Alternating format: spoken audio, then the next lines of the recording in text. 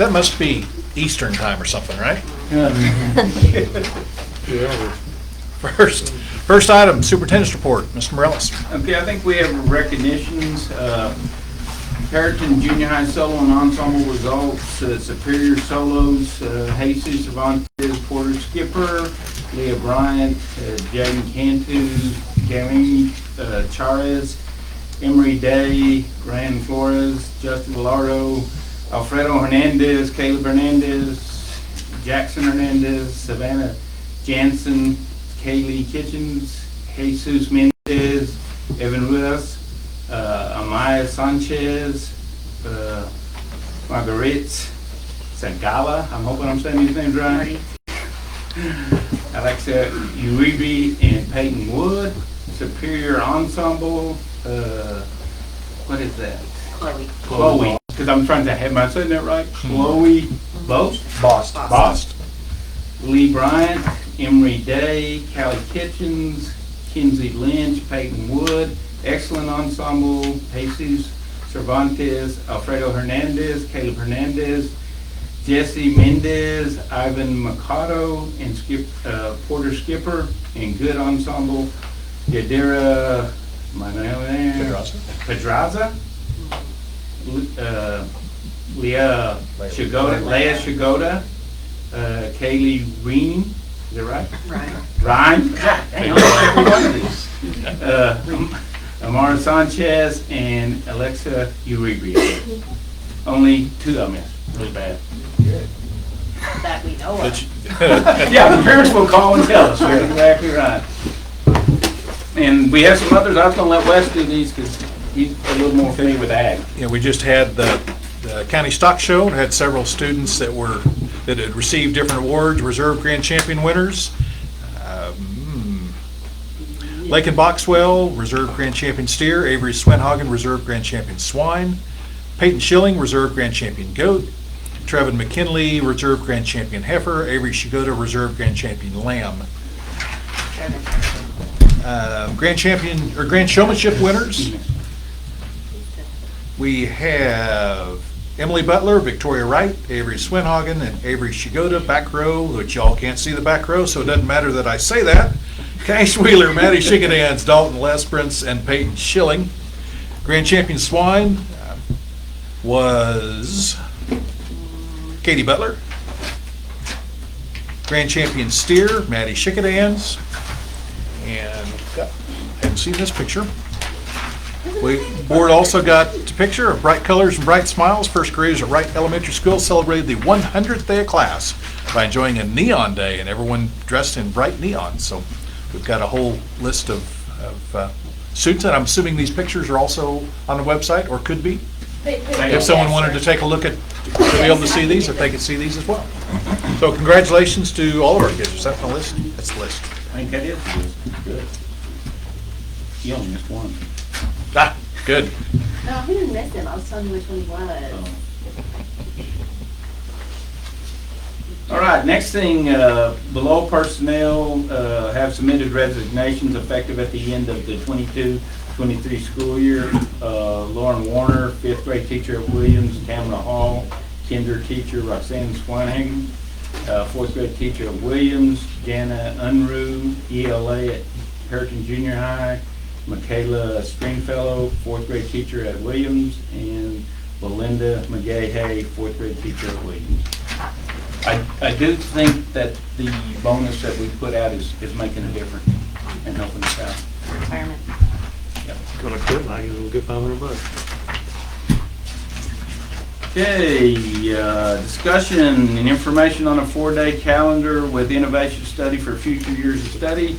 Do we have those people? Nancy, are you going to do that? And you have Yes, some people and to I help you?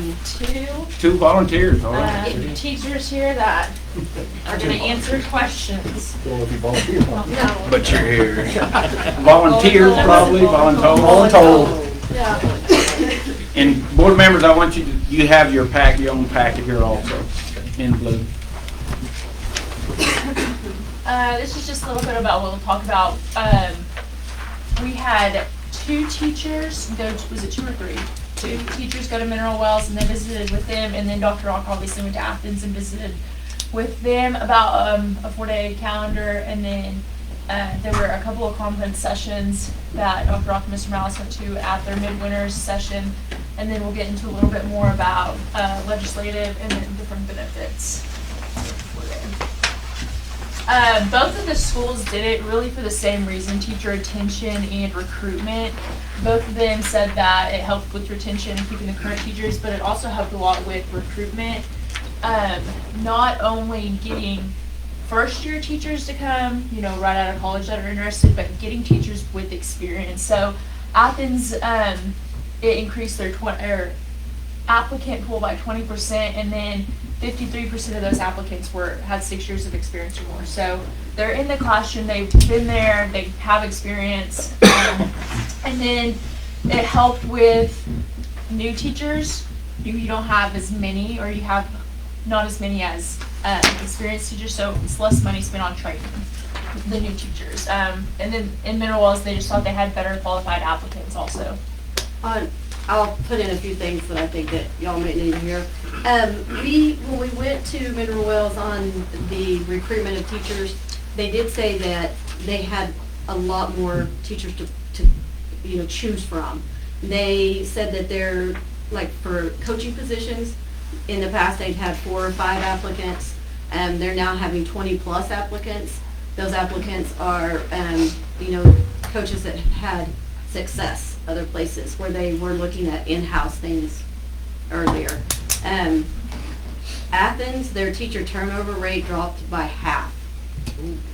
So, they were looking at that also, that they were retaining teachers, not only recruiting teachers, but retaining. And next on the demographics, they're just a little bit bigger than we are. So Athens is about 1,000 more kids, and Mineral Wells is about 1,400 more kids. But across the board, it's pretty much the same as far as number of cases and who we service pre-K through 12. Their economically disadvantaged numbers are a little bit higher than ours in the 70s, but I think that just goes with having more kids in their population, obviously. And then they're both also DOI schools. Do you have anything else to add on that, Anna? I do know that, part of the concern was a lot of the smaller schools were going through this.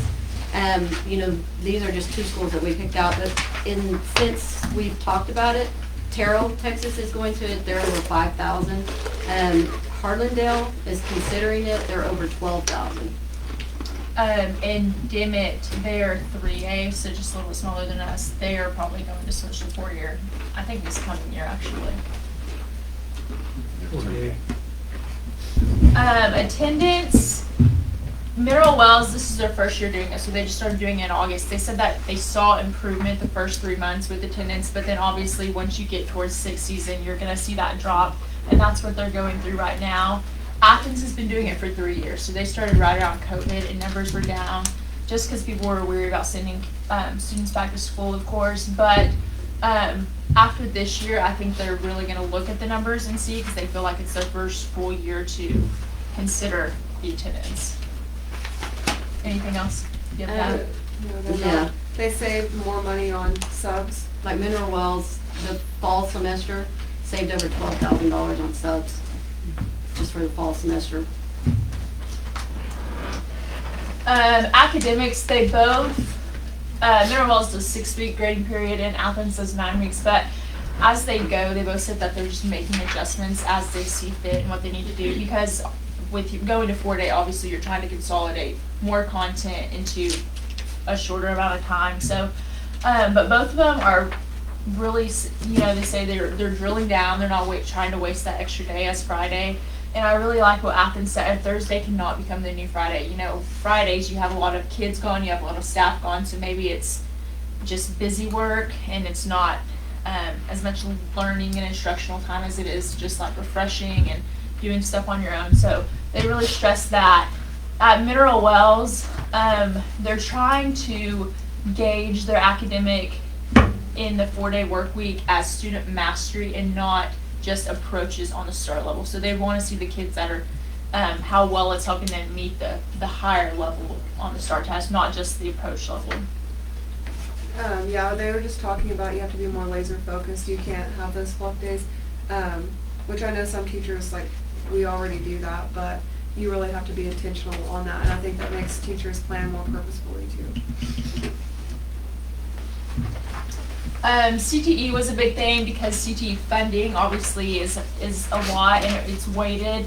So Mineral Wells switched to a 57-minute day period at the high school to meet those CTE requirements and get more of that time in to meet the minutes they needed for funding. And then Athens, they added a 0 hour. So the first hour of the school day they spent with students in their CTE classroom, and instead of, I guess, a normal class period. Is that correct, or is it different? And I'm not real sure with Athens because I did not attend Athens. Athens, we found out the reason why they did not want to visit with us a whole lot is because Athens now charges schools to hear their story.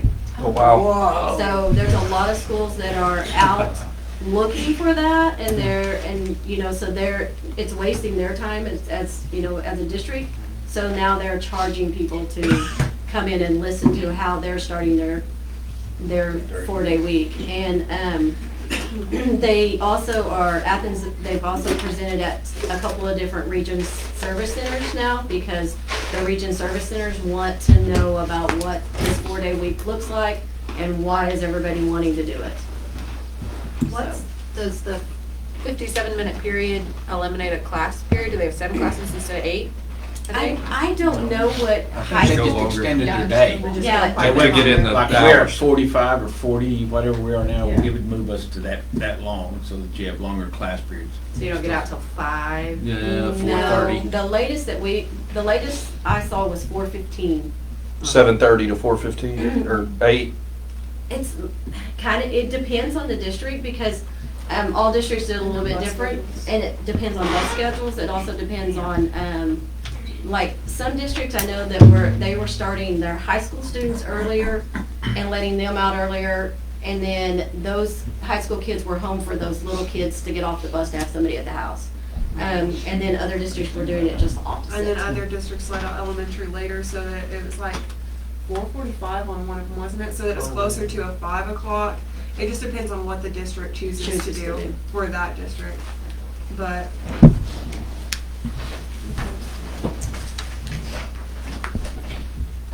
On their off day, they pretty much did the same thing. They just used it as an intervention day to help with kids that need house with 45 hours tutorials, any type of high school students that needs extra help with SAT, ACT prep, TSI. And then the days that they aren't working, so it wouldn't be every Friday, it'd maybe be 2 Fridays a month, or however many Fridays throughout the school year that we set up front with a calendar. And then some other days would be professional development for teachers or that small group tutoring. In Athens, every first Friday of the month they had designated for PD. So teachers come in, they do training, or they do use it as a work day, something. In Athens, they provided transportation and they provided breakfast and lunch, and they just did half days on Friday. But They did say, like Mineral Wells said, that the kids that they had showing up on those tutorial days were more engaged during those days than they were like in a classroom setting. And those kids were coming in for intervention. They felt like those kids were more relaxed in that environment. They were more open to discussions. That they felt like that they were getting a benefit from that day with those kids. their schedule in Mineral Wells, they didn't provide transportation and they had students bring their own lunches, but they had 2 3-hour sessions, and they did it in the morning and afternoon. The morning just happened to have better attendance, I think, because it's like a normal school thing, and you go drop your kids off, and parents are probably going to do that more than dropping them off at 1 o'clock or whatever it may be. The number at the bottom, the 22 days of extra pay for teachers and staff, I talked to Dr. Rock about this for more clarification. We wouldn't add 22 more days to their contract and pay them for that. It would be like a supplemental pay. So if you're working on that Friday, you would submit a timesheet every month or whatever it may be. You just get extra hourly pay added to your paycheck. They treated those days, that 22 days of extra pay were the days that they had at Mineral Wells for their K through 4 optional day, Friday. because of the, everybody worries about the daycare issue. They had those days where I believe they had 5 teachers, a principal, and a para during that day, and they paid them similar to what they do a summer school Summer teacher. school time. And that's something Dr. Rock also had told me. It is not something that has to come out of local funds. We could use title money for this extra accelerated day of learning for those students. In Athens, I'm looking at Brittany. they, like I said, provided transportation, and I think it's on another slide. Yes, this one. So in Athens, they did the meals, but they cut it down and quit doing the meals because they thought they would have a bigger response to it in the beginning, but they didn't. So they prepared 250 and only 5 families showed up. So it was a bigger waste of money to do that than it was to provide it. So they discontinued that. But they did do a bridge with the community program. So they did theirs with their gymnastics, and it was just a little extra feed of parents. I wasn't in Athens. Is that what Dr. Rock, you understood from That was at Athens, yeah, they did that, and we've looked at different schools that they said that their community has stepped up, like their YMCA, their, so it'd be our activity center. Some of the churches had started programs on Fridays for those kids that, that needed that time, that place to go. I don't know, she talked to them about that, so I'm not real sure on that. But I'm pretty sure that was the gist of it, just the communities kind of like opening up more opportunities for childcare. In Mineral Wells, they had anticipated 53 students and they had 37, so they were a little under what they thought they would have to use for daycare, because I think parents, and it might have been school teachers or school staff, had the opportunity to keep their kids, or they didn't need the childcare, obviously. And then they had breakfast and lunch at the daycare. Yeah, that was the K4 program that Mineral Wells had, that they offered that for people to come in, and they did specific things to make sure that, like attendance, they had to be, and make sure that they did not miss more than 2 days. So they didn't want it to be a revolving door to have just some kids come in one week and not the next week. And the meals that they had for that, like the breakfast, they had, during the week, if they had this leftover cereal or the muffins that they had, that type of things was their breakfast meal on Friday. On Thursday, the cafeteria packed basically a sack lunch, and then they had that sack lunch. They had a principal that she took care of all those duties, so they didn't have cafeteria people there that day. It was just handing out. As far as discipline and morale, both districts said that junior high and high school didn't really see any difference, but high school students were definitely learning how to switch their mentality of going to a 4-day week and fitting all their schoolwork into 4 days. And then in Athens, they said that they really treated it like early college, because most colleges do go Monday through Thursday, so it's kind of transitioning them to that. Apathy noted in Mineral Wells, they said that they did not see a change in students turning stuff in, or you have 4 days to turn it in instead of 5 days now if an assignment's due on Thursday, and it didn't really change for them, But teachers were overwhelmed in the beginning, but then they kind of, I think it's the same thing, it's a change, you got to transition, but once they got used to it, they really liked it because they had more time with family, and it kind of improved morale overall, so. At the junior high, we visited the junior high, and the junior high, the teacher said that the kids have adapted well too. They fit right into the schedule and they like it really well. The junior high was, I say the population was very similar to what we had. We were there during the bell time, and so there were kids in the hall moving around, and they said that they did adjust their schedules a little bit to meet the criteria of what, for funding and all of that. Athletics, so both districts had Fridays off, and both ADs and the districts liked having Friday off just because it gave more students, they didn't feel pressured on Friday to be worried about a test or something. They were focused about what they had coming up and leaving for the game, and less absences, obviously missing instructional time on Fridays if they're traveling to a game. And then in Athens, they said that the coaches already go to work. We know that, they're going to work 6-7 days a week anyway, so it doesn't really affect the time that they're there, but they do like having the Friday mornings off to bring the team in and kind of regroup before the game. And their coaching stipends were not adjusted in Athens, so that was just another little note. Salaries did not decrease since they were working 4 days. They are working more minutes. And then you see that the staff contracted days are at 166. In the state, you have to have 187, but since we are a district of innovation, we can have less than that. So if we fell right around this number, we would be just fine. They get a higher daily rate because they're working less days, but the same pay, obviously. Same minutes. But if they miss and they're out of days, they get a higher dock rate. So we can't change the number of state days they get. Every teacher gets 5 state days every year, but we could lessen their local days. So Mineral Wells went to 3, Athens went to 2, just because they're not working as much. Shouldn't have as many absences, ideally. Do you have anything else to add, Dana? Why did they note salary will not increase if they go back to the 5-day? Are they talking about it? Because what you were paying them for 166, now you had to It take just never back. changed. Yeah. But I was just like, why did Well, they're gonna have to change it if they Yeah. pass, or they, Yeah, Well, if they ever That's went the back, deal they next didn't year. want teachers to want that same pay. pay. That same or- daily rate. Right. That Yeah. same pay, Right. and then, yeah, you're gonna pay me more now. So your salary is always the same. So pretty much your salary stays the same either way. Yeah. A big benefit that they both saw with maintenance and technology is that it gives them a more flexible schedule. If they're gone a day and they need to work on the electricity of the building, you don't have to worry about students and teachers being there. Or I know Rodney's talked about some days him needing to shut down all the, circuits or something in the building to work and reboot everything, and it's easier just if there isn't people in the building. So that kind of works better for them to be more flexible.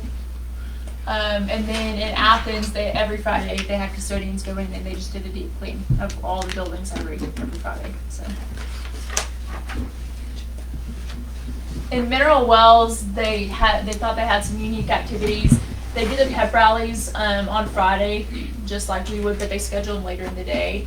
And they saw that this kind of boosted the morale across the community because you had families come, bring their kids, community members come, people come out from businesses because it's not at 9:30 in the morning on Friday, when people are kind of in the thick of work. Athletic coaches, they kind of got together and did a Bible study, enrichment activities for different clubs and classes they did on Fridays. And they thought that in their district, the innovative calendar really cut down on staff visiting time. They were more drilled into getting their lesson plans done, using their conference more effectively. They're not sitting around talking. And then students attend 13 less days than they do on a traditional calendar. That's how they had set it up. So. And the less days is not less instructional time, Right. because your time is there, it's just in less days. your minutes are the You same. still gotta hit your Yeah, minutes. You still still have gotta I hit mean, your yeah, minutes. it's Yeah, not- you're not state losing instructional requirement. time. There was pretty much a collective response across the community in Mineral Wells that everybody liked it. Staff, admin, community members, parents. They just liked having more quality time together, and students they thought were coming to school more. Grandparent said she had a grandchild in high school and they liked the calendar, and parent liked the calendar, and community member didn't really have a comment on it because they didn't have any stake in the game. There was talk about being more support in the community from teachers and faculty, because you have Friday off to actually go, actually shop, talking Yeah. to business owners. They're saying, well, we see teachers more at people at Walmart. Rock was saying she visited with somebody at Rock and to see if maybe more teenagers were in there like messing around and stuff. They said, no, we see teenagers coming with like their family. Like we see more families coming. In Athens, it's kind of like she said about businesses. some businesses in Athens were kind of moving to the same type of calendar as the school just because they thought that, I guess that would work better. They thought tutoring hours for House Bill 45 were difficult to cover. So they built in an intervention time at their secondary campuses, and then an interventionist was hired at their elementary to help facilitate those hours. Subs, they raised their pay because they were having a hard time finding them. I'm not really sure why. I guess it's because they worked at other school districts and they had more opportunity at the other school districts. I guess if you're a sub, you sub one day, you're having to work more hours. Yes. Right. That was something we had talked about, but then we talked that it's also like an incentive kind of too, like I could go sub and make a little more that day. So, Daily rate. and then bus drivers, I could make a higher daily rate, yeah, so it might be a good incentive for them to work for us and elsewhere. Mineral Wells said that when the calendar came out, that they had substitutes that were concerned about it because they felt like they were gonna lose money. Yeah. And which I'm thinking that they're thinking that teachers are going to attend more, they're not gonna have an opportunity to work because they have more teachers, that They're not missing at school. they're not gonna be missing as much school, so the subs were concerned about their pay. Athens, like I said, this is the third year, but they're still analyzing it if they think that it's going to work for them or if they might go back to a 5-year calendar just because they don't know the time to look at all this, how to study all the stuff and results that they're seeing. Their revenue was neutral, so they didn't really see any change in terms of funding. A grandparent really liked it because the student's mother was a nurse, and so they kind of had the same schedule, 4 days on, 3 days off.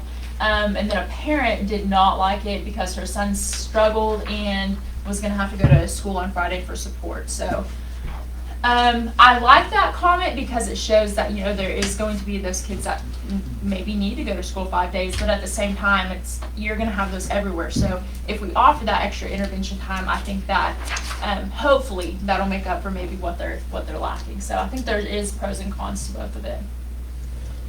Mr. Malice and Dr. Roth went to a midwinter conference, and there were 2 presentations over a 4-day week.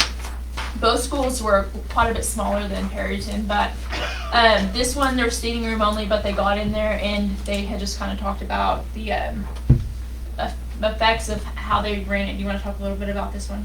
Yeah. We were at Midwinter and we definitely saw the 4-day week, so we said, we're gonna go see what they're gonna say. Well, one of them, Dr. Rock, beat me in there and she got in. It was standing room only, and all the schools were 3A or bigger investigating it. So the next one we tried to get in, we couldn't even get in. The doors were packed already. So I'm seeing this as a deal coming. I'm just saying it's future. And then what you said earlier, it's getting in the Panhandle because Dimmitt's going to do it next year. Mm-hmm. And so I don't know how long it's going to take for it comes all the way up here to the Panhandle, but I would say we need to be ready just in case. And it's better to be positive and thinking about it and doing it than to be reactive and say, oh, we're losing teachers.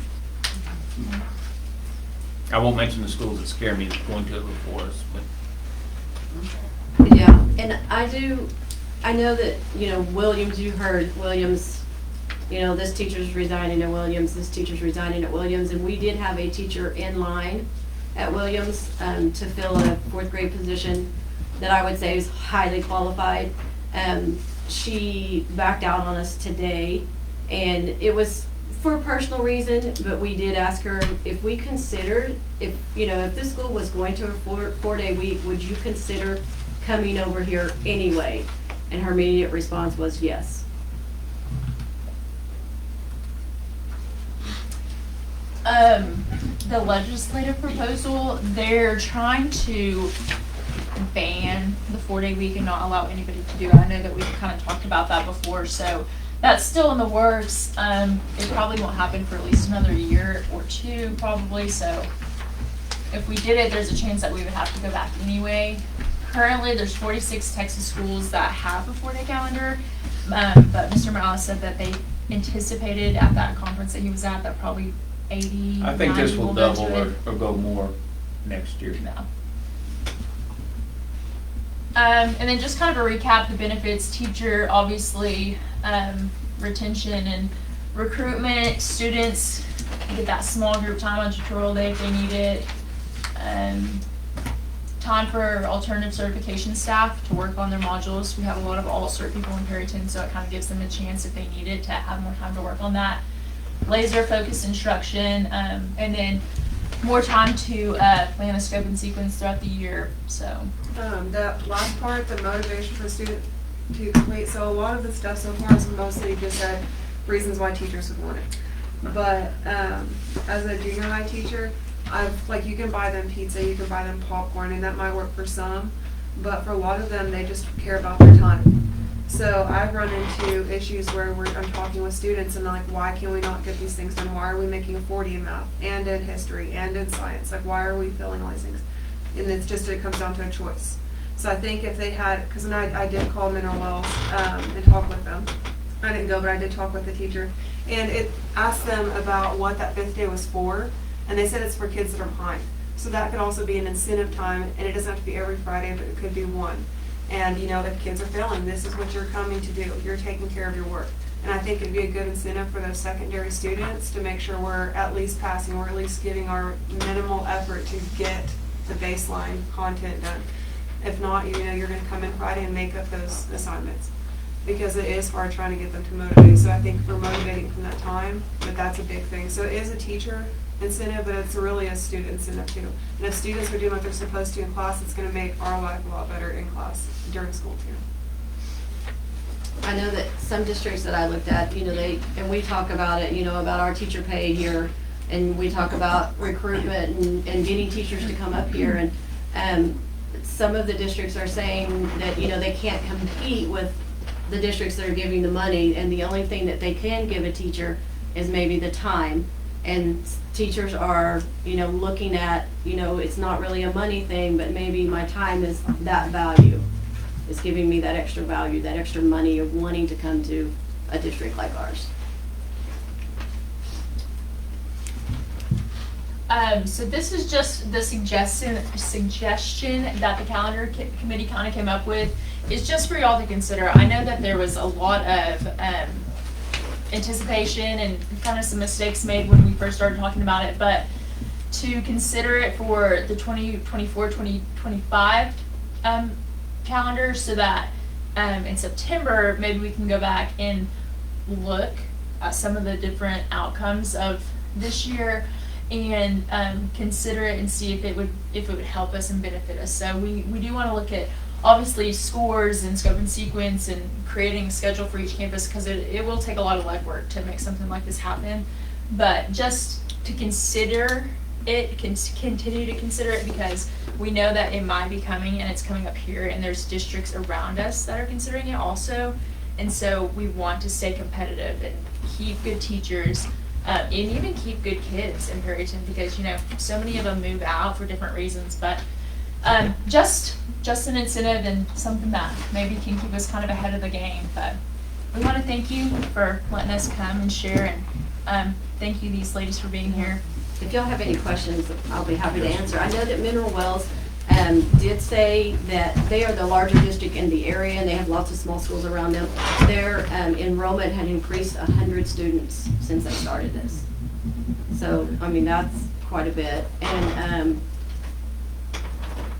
I fear the fact that our smaller schools, our Spearmans, our Bookers, are going to go to this because they can't. It's easier for a small school too. Yeah, it's easier for a small school, but, I put over 30 years of my life in the school. And I look at it and I think if Booker or Spearman say, hey, we're going to a 4-day, we need a math teacher, would you like to come over? It would be Yes. something that I might look at, And take the kids. and so, And then we have several kids that leave to Derzette, but if that means they're gonna go to 5 days over there and only 4 days here, like I said, I think they're gonna do those things that they have to do to pass here and achieve here. And I talked with another lady on the calendar committee. She said, you could even raise the stakes. I don't want 70s to not attend on Fridays. I'm expecting 80s. We want excellence here. So you can set that for whatever it be. You could set that for interim, those students that scored low. Let's have an interactive day. Like, it doesn't always have to be for punishment, but it's just for what the district needs of us. This district, Mineral Wells just started, this is their first year, Yes, sir. correct? Yes. Athens, this is their third, correct? Yes. Do we have any data from other districts that have been doing this longer than that, or are there any? They've been From what doing I it longer. understand, Athens was the Athens first. is- Okay. Are there other states So that leads are to my doing it? question of, Colorado does it. Oklahoma's doing it. it leads to my question of, at what point in time do you all feel as proponents of an innovative, I won't say 4-day, of an innovative, flexible Like calendar? that way. What is your mindset on what it's going to do to student scores? Because in my mind, everything that's been presented here is all well and good, but number one is what's it gonna do to the education of the kids? And I feel like I have a very high standard in my classroom, and I don't think that I would do anything to jeopardize the scores of my kids and not my kids' success. We're very prideful of this. Right. Right. Very much so. And I don't think that, I really don't think that the scores are gonna change that much. I mean, I could be totally wrong. I've looked through all kinds of, I mean, I've researched every school that I can find, size-wise. They don't see a very much, a percentage here or there, Mhm. but you're gonna have a percentage here or there with any group of kids, Year to year with Year to any year, system. because you don't ever know what, what comes in your door is what you have. But they're not seeing like great drops. Right. What about keeping those kids focused for longer during the day? I know by 4 or 5 o'clock, my mind is mush, and I assume that the teachers probably are, and the Yeah. students probably are as well. And I understand that too, but we also have Ranger Camp, and we didn't, we threw in Ranger Camp and they're until 6:15, and you're like. 3 more hours. We're You're like past 3 lunch. more hours, and everybody's like, oh, Ranger Camp, yay, let's go with Ranger Camp, and that's 3 hours, and we're talking 30 to 40 minutes. Well, It's those not- longer class periods, because she was talking, because she always has longer class periods than I do at the junior high. And it's hard with those short, like 45-minute class periods. I'll give 10-question math assignment. With math, you have to do it multiple times for it to really click in. You can't do 3 and call it good and expect mastery. And I'll give 10 questions, and I have like 107 students, and come back any given day, 27 to 30 don't have it done. 10 questions. So if they're not achieving 10 questions, like, there's no way we're even getting mastery. If I have longer class periods, like, we're doing it in class.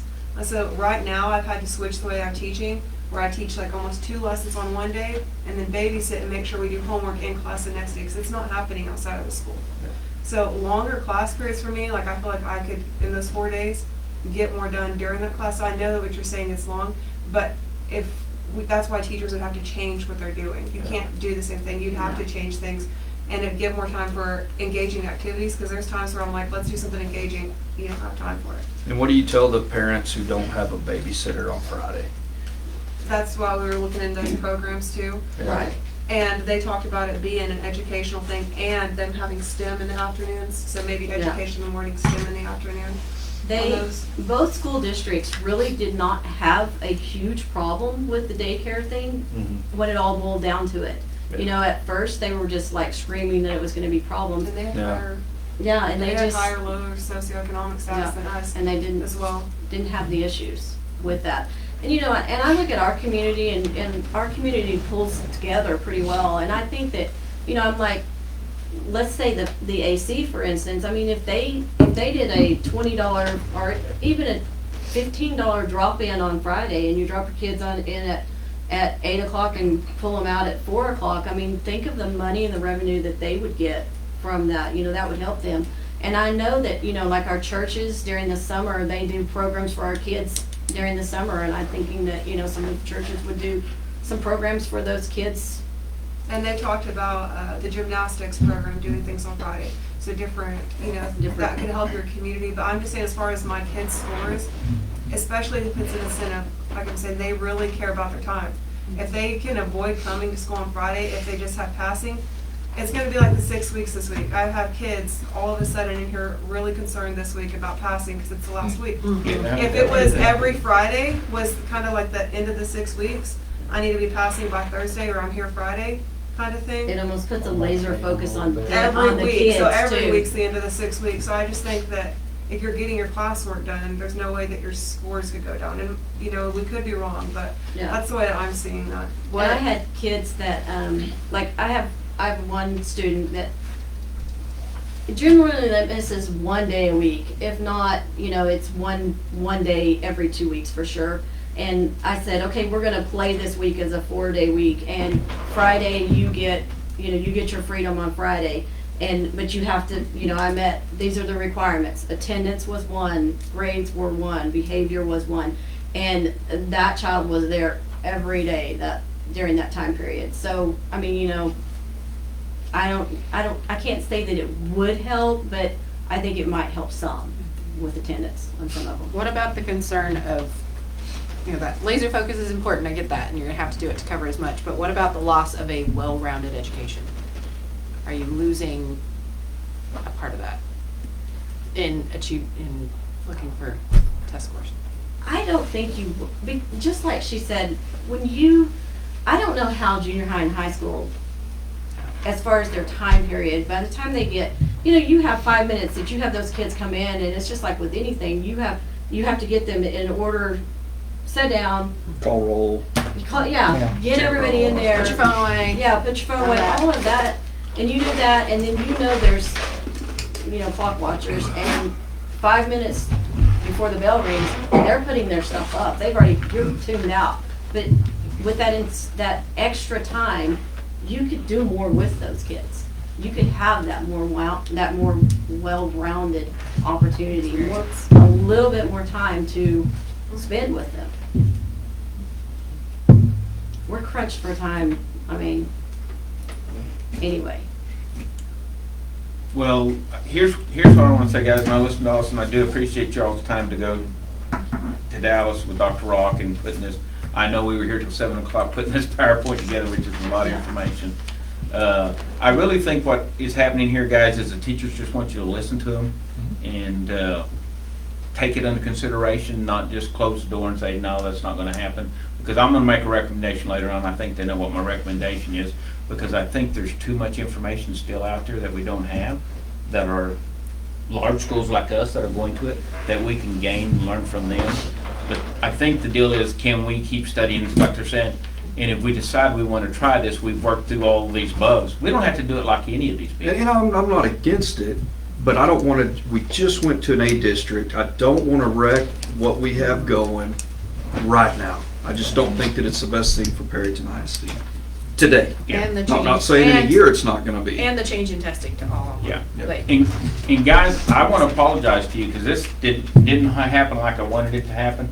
You know, this research, I'm going to apologize to the board.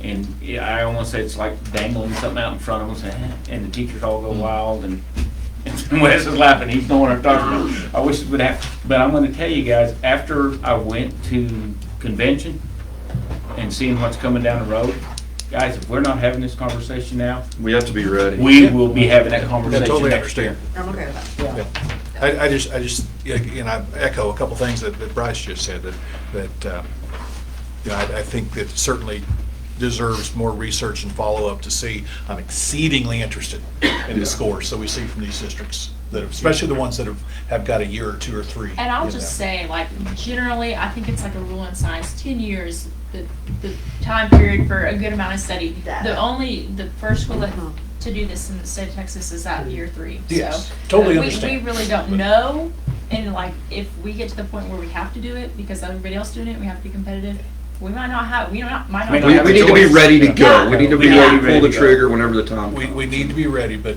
personally, I am eternally reluctant Nah. to step into the unknown without having some Without I having think data some behind it. anybody. Yeah. I mean, we understand that too. It would be a lot of change. We'd have to redo curriculum. We'd have to see how it fits. I mean, it would be a lot of work.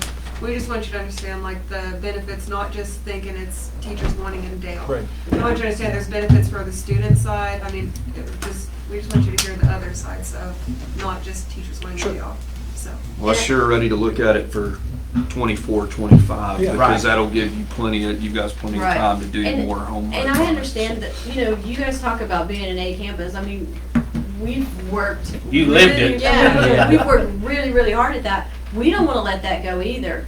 And I don't think that any teacher in this district is willing to let that go. I mean, we've worked hard for that. And I don't think going to a 4-day is going to, think that we're gonna let that pass. Yeah.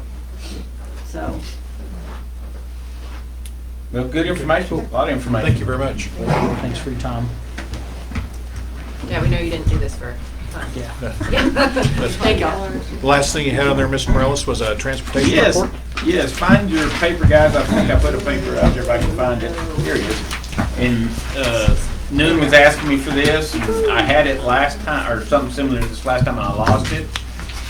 The night she just handed me a piece of paper. This time, Belinda actually kept it and made copies. So you can see what our district vehicles look like. It gets Ranger 1, 2, 3. Those are our travel buses. The red bus, and then the yellow top activity buses, kind of the mileage on them, what are some of the repairs on them, and then on the next page it gives you all the other route buses we have and the mileage on them. In our vans, our fleet of vans, and then the very last page basically goes through our breakdowns.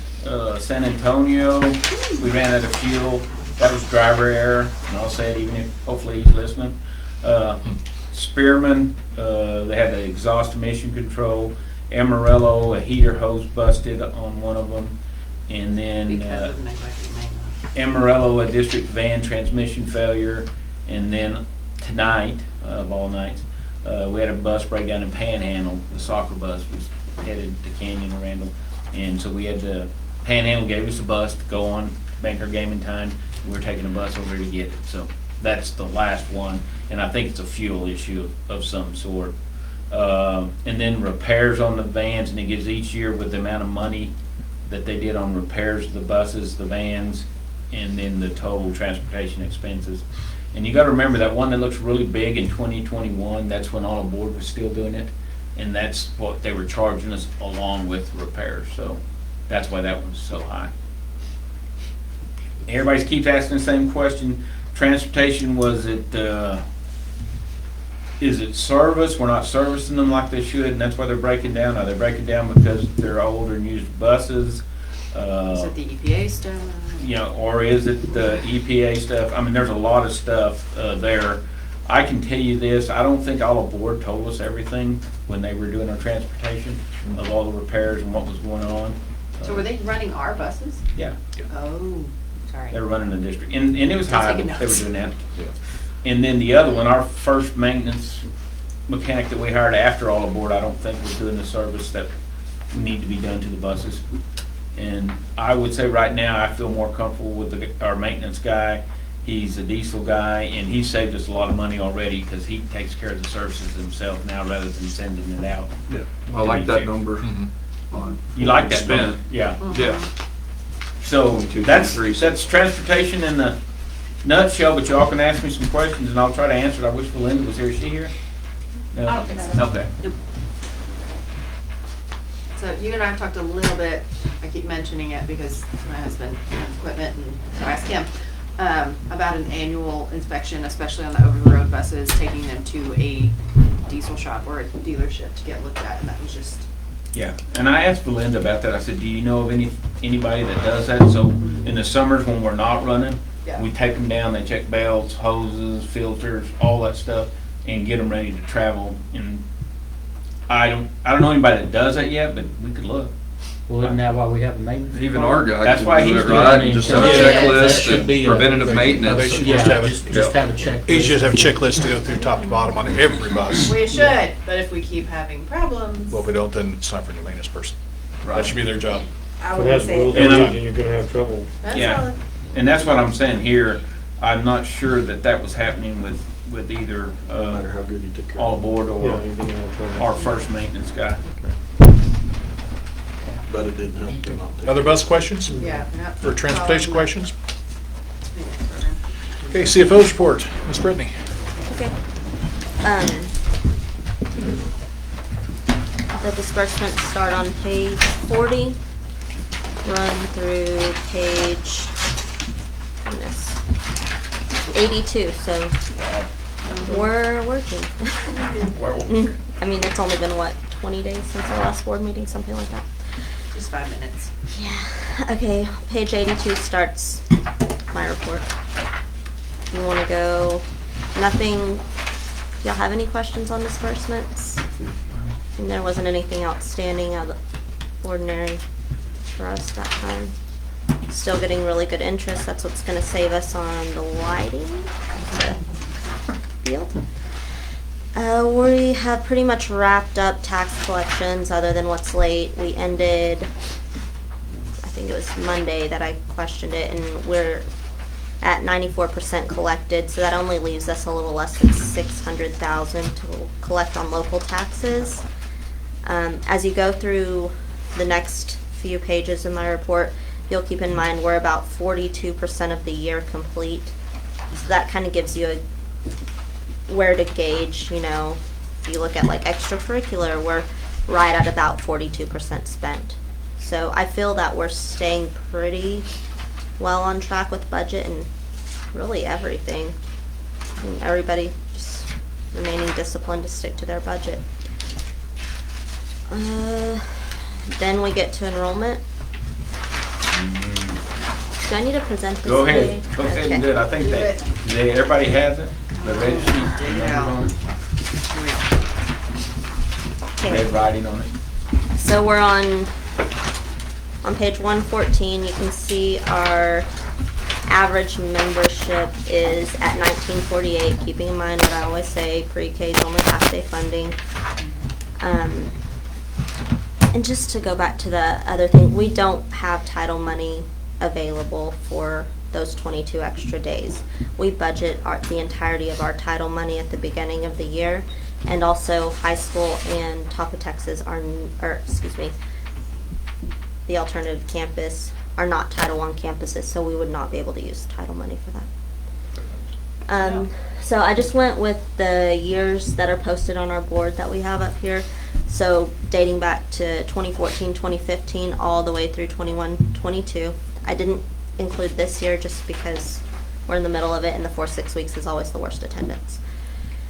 If you look, 2014, 2015 was our highest ADA, and then last year was our lowest in this time span. So they're at the bottom. I just compared those. In 14-15, where we had 2,252, and then last year we had 1,892. That's 360 kids every day less, but we only dropped by 31 teachers comparing those two, which really brings in funding, just keeping in mind that the basic allotment has increased since 2014, 2015. I'm not sure what it was at that point, but right now with it being 6,160, we're about $1.5 million less, but we've only dropped 31 full-time teachers. And would be the payroll effects average of 31 teachers? So 31 times I did that 50,000 on earlier today. average.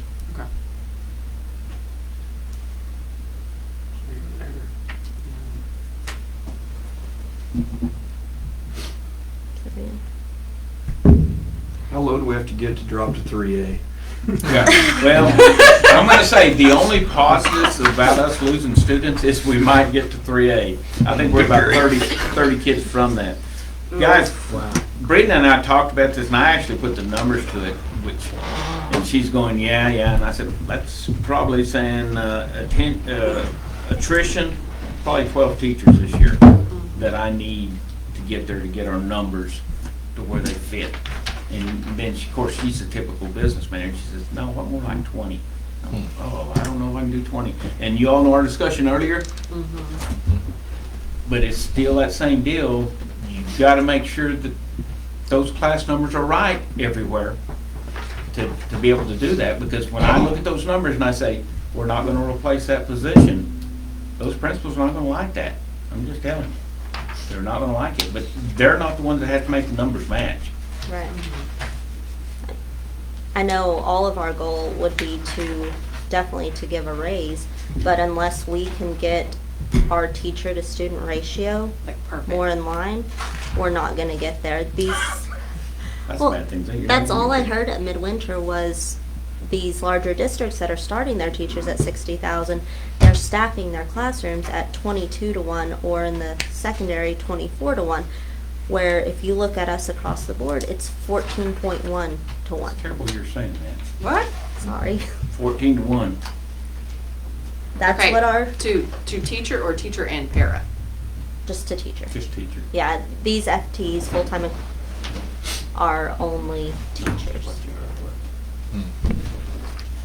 And that's taken from our fall PEAM snapshot. I don't Where are like the number extras? either, Where we but at? it's just the reality of the funding to payroll. And payroll's our biggest thing, so. Oh, yeah. Where the money goes. And she just went, probably the same thing that's in every business office. Most districts are overstaffed, and that's the problem, because 80% of your money goes to salaries.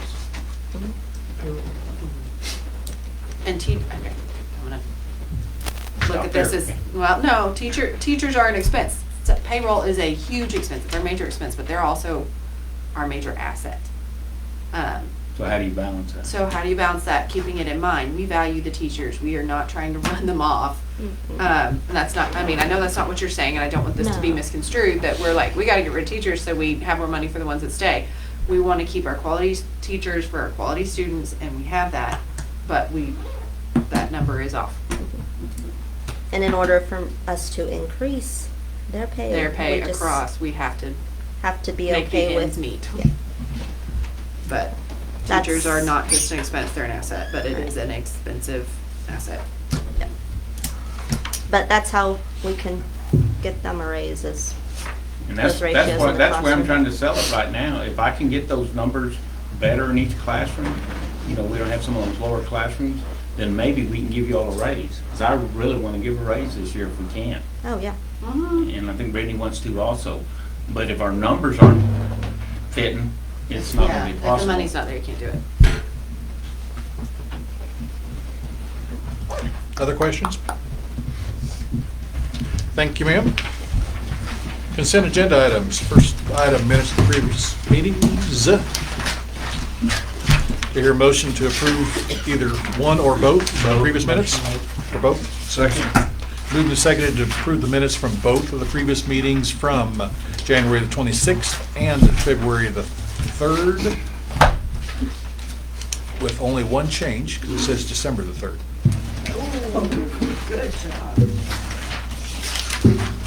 So the motion will be to approve with the change. Any other discussion? All in favor? Opposed? Motion carries 6-0 with addition.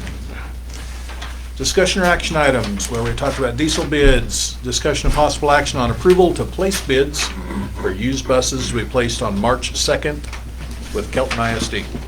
Yeah, that one, guys, is, they advertised that they had two buses that were probably a year old. And they're gonna buy newer ones, and so they want sealed bids Must be nice. for those buses. Both buses have less than 20,000 miles on them, almost. I think one was 21, the other one's 19. Route buses? Route buses, yellow Passenger buses with air conditioning. What size passenger was? 71 passenger buses. So all I'm asking for permission is to go ahead and place a sealed bid with them, so we can purchase them, probably get two brand-new buses for the price of one. And it's also a year wait on buses if you ordered any buses now. Talk about moving those buses up to activity buses. Those become junior high activity buses, and our Go junior down high and put 'em activity in our- buses go down to be route route buses. buses. Because if you looked at some of those route buses, the mileage was getting a little higher on some of those route buses that we need to replace. And then we potentially take some of those lower-end route buses and away they go. Yep. How are we gonna put a number on these? Yeah, I was gonna say, what do you? I talked to a superintendent from that area and just asking if they've ever done it and what a price was, and he gave me a price. I don't want to say it out loud in case anybody Listen. is checking us and they're gonna know what our bid is. Under bid is. It sounded, when, But, individually, I would tell you kind of where I'm thinking we need to be on it. And then if we were to be the highest bid and get the buses, we require a budget amendment. Then we would do that, if we got them, if we won sealed bid. And You're that, okay with that, Brittany? It's Gotta have gonna it. go to fund balance, but, Yeah. I mean, if we bought a $400,000 one, it would as well, so. We just said it, it's, but it's it. We In gotta ask fund mom if the money, balance. Yeah. we gotta ask mom if the money's there. well, I'm glad you're saying this because the same deal, I gotta say, how bad is it? Because that affects my bid. You know, do we need it that bad? Well, if we need it that bad, I need to bid higher. If we don't need it that bad, I'm gonna try to get a pretty good deal on it, if I can. Do you need a motion to approve placing that bid? Yes, I think so. So moved. Second. Moved and seconded to place a bid for a couple of used buses from Kelton ISD. Number to be determined at a later time, correct? Correct. Any additional discussion? All in favor? All opposed? Motion carries 6-0. Next item, consideration and possible action on extension of depository contract. Is it you or Mrs. Mraz? I'll take it. Okay. This will actually be our 4th extension. TEA allows this because we're a district of innovation and it's adopted in there, that we're allowed to go past the 3rd due to the hardship it would place on us if we switched depository vendors or banks. And Perryton National is in agreement to extend this. Okay, any questions? Is there a motion to accept the resolution to extend the depository contract? Motion. Second. It's moved and seconded to extend the depository contract as presented here. Any additional discussion? All in favor? All opposed? Motion carries 5-0-1, correct? One. No. Abstain. 5-0 and 1 abstention. Understood. Consideration of possible action to approve PISD calendar for 23-24 school year, which you have in your handout. What questions do we have for the calendar committee?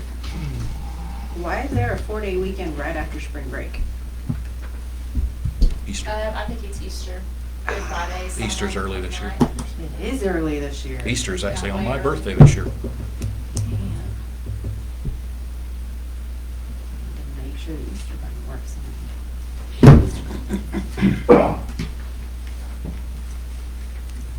Really, the one question that I had on this was our start date appears to be a week or so earlier than normal on August 10th. And our finish date appears to also be a week or so ahead of normal on May the 18th. That was just an idea that was presented to the calendar committee. Some of the people had talked about it and they liked the idea, so we just put it together and this is what they wanted to present. I know that the earliest that you can get out of school is May 15th. Like that's a state rule. So Maybe the 16th, that's just- 18th is And graduation. the early date, I know legislatively, the first day of class date had changed. It used to be 10 days previous to the Labor Day break, but it obviously has changed to allow that to be much earlier, if we're gonna, Much earlier. if we're looking at the 10th, I believe so, yes. I will check that, make sure. because it used to be somewhere around the 18th or 20th where you, Yeah, they was your used to first wait. possible day to be able to start legislatively. I think it was, you had to start like a certain Monday in the month of August, but I think it has moved up. That'd be a lot to start on Friday, or Thursday the 10th. You've got new teachers starting in orientation in July. Third. Yeah. And Daisy, you did send this calendar and another calendar Exactly. like it with a couple of days Yes, off yes. to all staff, and 90% of, or 60%. It was 90%. 90% of the staff said this is the calendar they wanted between the two 5-day calendars that were sent to And them. I make a motion to approve. Second. Moved and seconded to approve the calendar as presented. Have any additional discussion? I'd like to- Diving. Okay, guys, my My recommendation is stay with this calendar, and I said this earlier, stay with a 5-day calendar until we get more information. I think the teachers right now are wanting to know, can they still keep up and develop an idea for a traditional, innovative Which I think calendar. we answered that on. the last I just want to make sure presentation. everybody's clear about that. Yeah. Okay, other discussion? All in favor? All opposed? Motion carries 6-0. Consideration of possible action on hiring personnel. Okay, I recommend that we hire the below personnel on a 1-year probationary certified teacher contract. Betty Garcia, she will be at the DAEP. We've been without a DAEP teacher all year, and the teachers have been rotating in there throughout the whole year, so they need this. Motion to approve. Second? Been moved and seconded to approve, a 1-year probationary certified teacher contract for Betty Garcia at the DAEP. Any additional discussion? All in favor? Opposed? Motion carries 6-0. I recommend that we hire the below personnel on a 1-year probationary contract for the 23-24 school year. Clara Simons, she will be a district math instructional coach. I recommend that we hire the below personnel on a 1-year dual probationary contract for 23-24 school year. Christopher Simmons, he'll be a teacher and a coach. And since those are, one's a dual, one's a probationary, can we do that on one motion, or do we need two? Separate them. You gonna separate them or can we go? Probably should separate since they're Probably different be contracts. cleaner. Yeah. Those are different contracts. Any questions about either potential hire?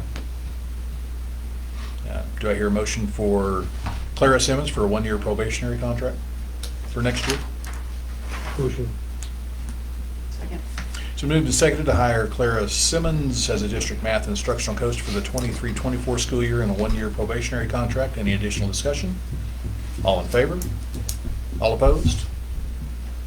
Motion carries 6-0. No. Nope, was that a 5-1? 5-1. 5-1, sorry. My timing was off. We'll look at a motion to hire Christopher Simmons on a dual probationary contract for 23-24 year.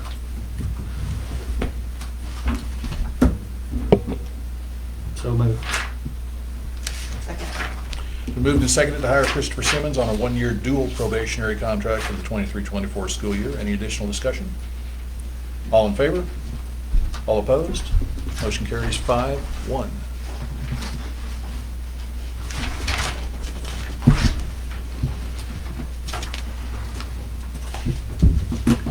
Couple of different policy things. First one is local policy BJA that had done a little search throughout our entire policy looking for specific phrasing in terms of things that thought that maybe community-wise we might not have been totally appropriate for the Perryton community. And really surprisingly, the only one that I found was BJA local. And being a local policy, it's something that we can adjust. Legal, we cannot, but local, we can. And BJA involves the superintendent qualifications and duties. There are 2 mentions in here, and I'll just read the way that is read and how the revision would be. To provide leadership and direction for the development of an educational system that is based on the needs of students, on standards of excellence and equity, and on community goals. The superintendent shall, and it lists a bunch of things. This revision would take out the word "and equity." If you get down to number 7, oversee a discipline management program and monitor for equity and effectiveness. The new change would be monitor for effectiveness.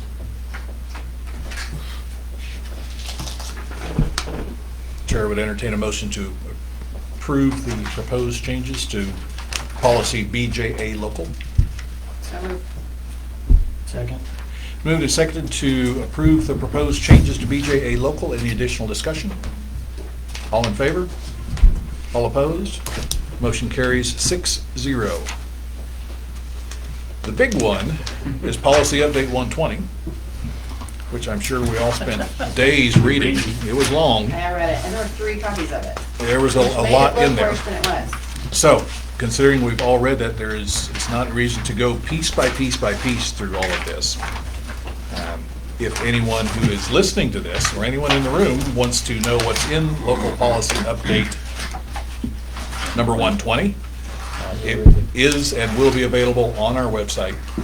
Click on the board tab and go down to board policies. Has all the board policies listed there, including what the new local update 120 is.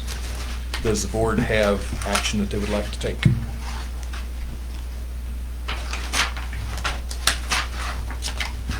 Move to approve the policy update. Second.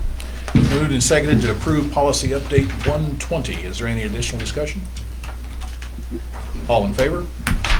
All opposed? Motion carries 6-0. We don't need the next one, correct? Because we don't have any testing back. We don't have a list to approve to carry. We have a list. We do? Yeah.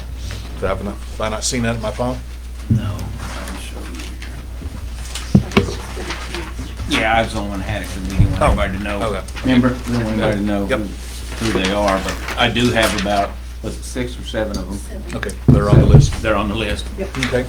The motion for consideration would be to approve the certain staff and/or board members to carry firearms per the approved policies, CKC regulations, CKC local, and GKA local. So moved. Second? It's been moved and seconded to approve the listed personnel for the policies that I just listed. Any additional discussion? All in favor? Opposed? Motion carries 6-0.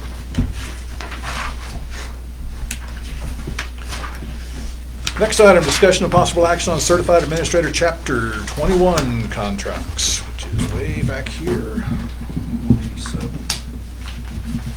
187.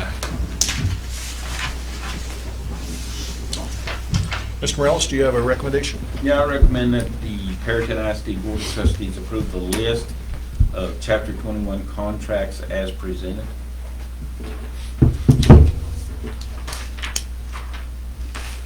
Motion to approve. Do I hear a second? Second. So moved and seconded to approve the list as presented. Any additional discussion? All in favor? All opposed? Motion carries 5-1. Discussion and possible action on approving the list of non-Chapter 21 contract positions. And again, for those that are listening, this is going to seem like we're doing the same thing twice. For non-Chapter 21 positions, the board has to approve the positions first, and then we approve names to fill those positions. One of those weird state things. Per Texas Education Code, Chapter 21. So the list: Chief Financial Officer, Director of Maintenance, Director of Communications / Safety, Director of Technology, Director of Cafeterias, and Director of Daycare is the list. And your recommendation, Mr. Morales? I recommend that the Perryton Board of Trustees approve the non-Chapter 21 contracts under the provisions of policy DCE local. Hear a motion? Motion. Second. So moved and seconded to approve these specific positions as non-Chapter 21 contracts. Sorry, sometimes your brain just stops working. It's almost As there. non-Chapter 21 contracts, any additional discussion? All in favor? All opposed? Motion carries 6-0. Now discussion and possible action on the names to fill those contracts, and you see those names in front of you. Mr. Morales, do you have a recommendation? I recommend that the Perryton ISD Board of Trustees approve the list of non-Chapter 21 contracts under the provision policy DCE local. Motion. Second. The moved and seconded to approve the list as presented. Any additional discussion? All in favor? All opposed? Motion carries 6-0. Discussion and possible consideration on a resolution for a joint election agreement between Perryton ISD and the City of Perryton. It's on page 191. We need to approve a resolution to be able to hold the election together. Pre-voting, early voting is held here, and there the voting on election day will be held at City Hall per the terms of the resolution.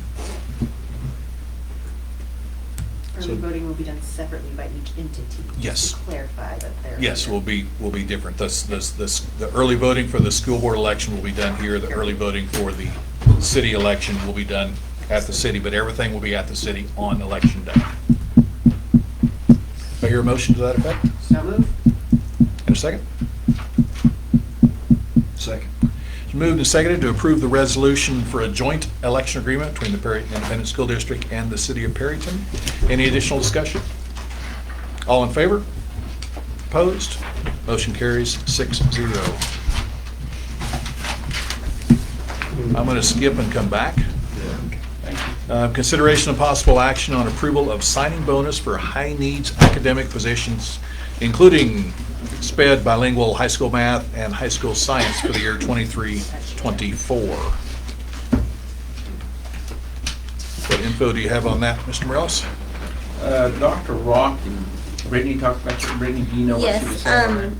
this one is being presented in order to attract the high needs teachers for bilingual certified, special ed certified, science at the high school level certified, and math at the high school level certified. That $15,000 signing bonus would be paid out $5,000 each year. This would not affect the 23 fiscal year budget. We'd have to pay it in September because I didn't budget for it this year. They're wanting to pay it out over 3 years, but have them sign an MOU that for 5 years, so that they would stay with the district for 5 years if we do pay them that critical needs signing bonus. And it's only for those 4 Critical positions. needs.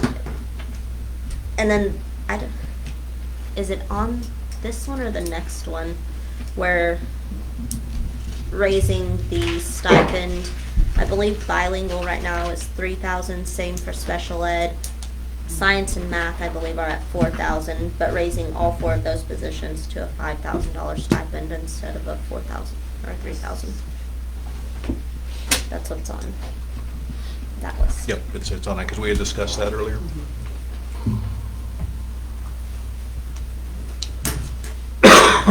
Actually, we have 2 motions for information that's on this page that's in our book or that was handed out to us. The first would be possible action on approval of the signing bonus. The second motion would be just to approve the entire list of stipends. So what's the board's direction on the signing bonus?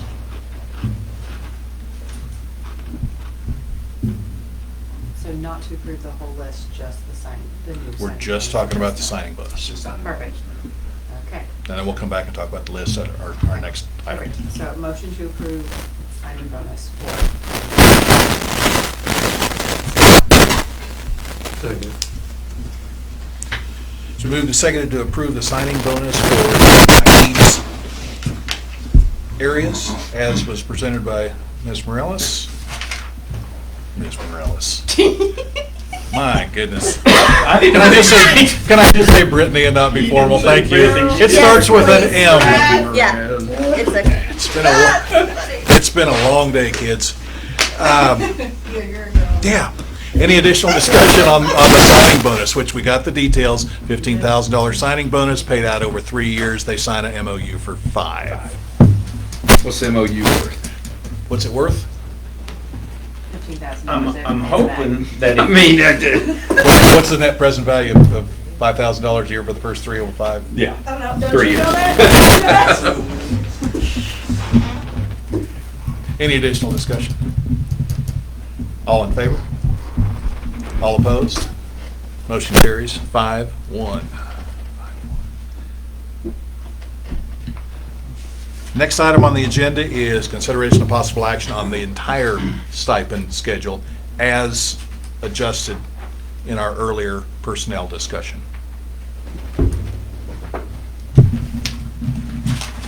Does the board have a preference or a motion? Motion to approve. Second. Moved and seconded to approve the extra duty stipends as presented and then amended by the board in our personnel discussion. Any additional discussion? Seeing none, all in favor? All opposed? Motion carries 5-1. Now we'll back up to consider an adoption of an order calling for a school building bond election. Wes, I have Steve, I guess the person who's been working with the long range planning committee here to show some design and drawings. Joe's here to help him, and then I have Greg here to answer any type of questions that you may have. Good to see you guys again. Sorry. Give a presentation. I don't know if see the light, if the light was out on that, would that be a better deal? How's that? We don't do that at 10. That way you guys can talk if you need to. Not gonna hurt my feelings. Okay, introduction. Here we got the three projects that we've been instructed to kind of hone in on. The first one, Joseph, if you will, if the existing high school as it is now, the next slide is one that we have put together for renovation additions for the high school that you know of now. The red areas represent new construction. Primarily in the center courtyards that are open to the sky right now, we are going to enclose those with a roof. This one will be used as a, let me back up here. So what we've created was a parking lot outside, much like the junior high parking lot, and an entryway that would go, a new entrance, instead of being over here where it is now. We're moving it, thank you, to more of the middle of the building.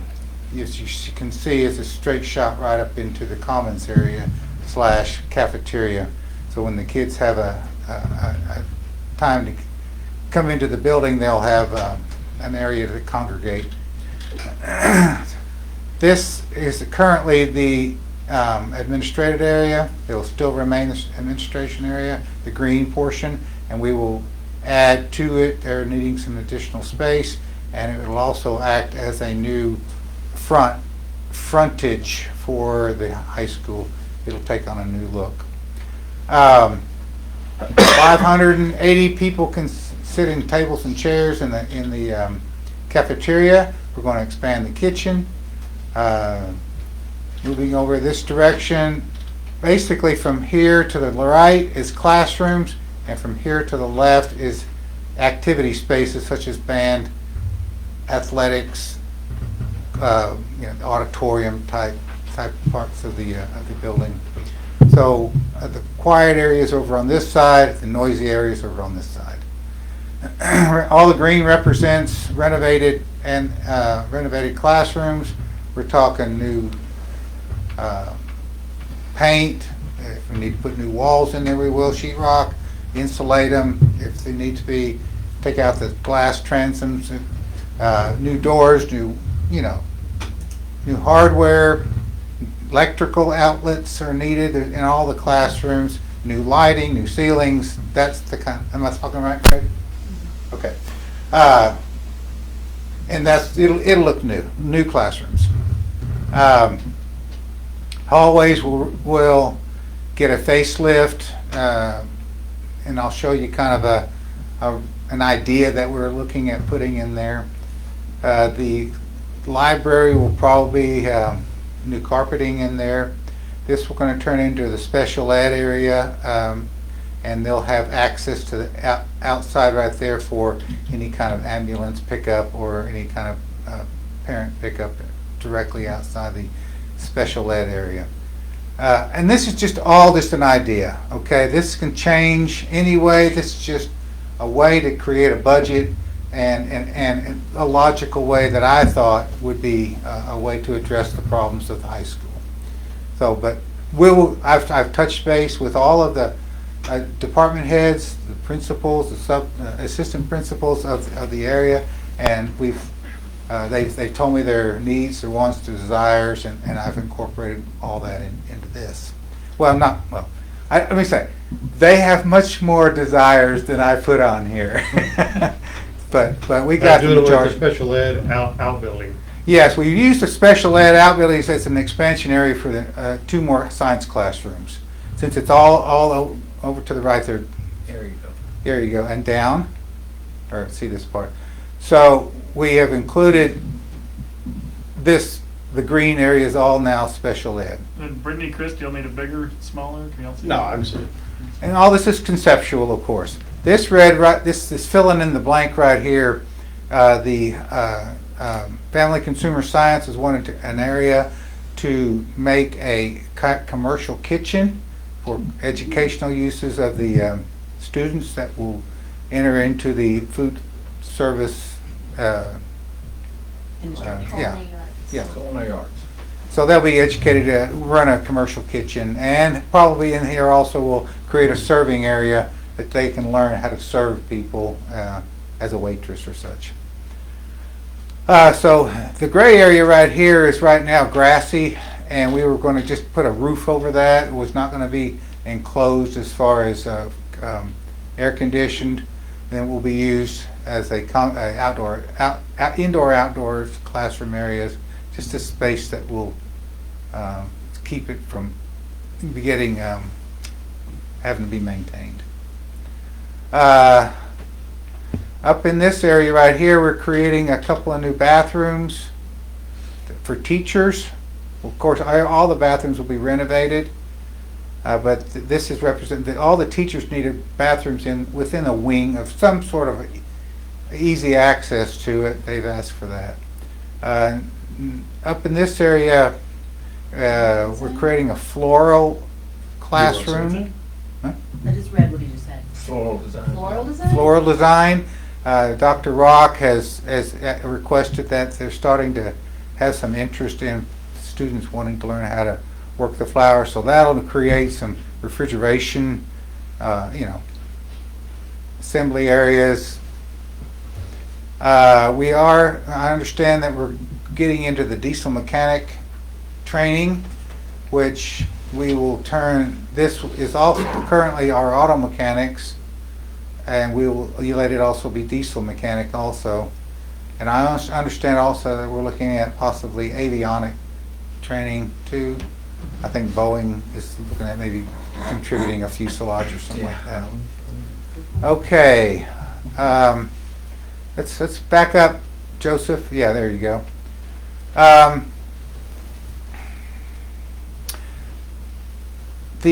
We're going to need to create a little more of a secured vestibule, and that would be what this area right in here is for. I think auditorium. We're looking at new seats in the auditorium.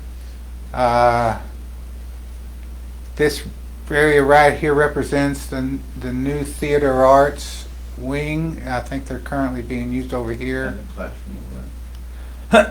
And we would be able to access the stage immediately. We'll take out this old bathroom here in the storage room, and that'll be a part of their space. And we create an area for their props to be stored in this area and directly right on the stage. Choir, expansion for choir, actually, yes. Where they are right now, we're going to, all of their ensemble rooms and storage rooms are located in this area. We're going to make this the large area and create an area for their ensembles on this side of the building. This represents the choir, the band. That's, you're seeing right there, 120 seats, including their percussion and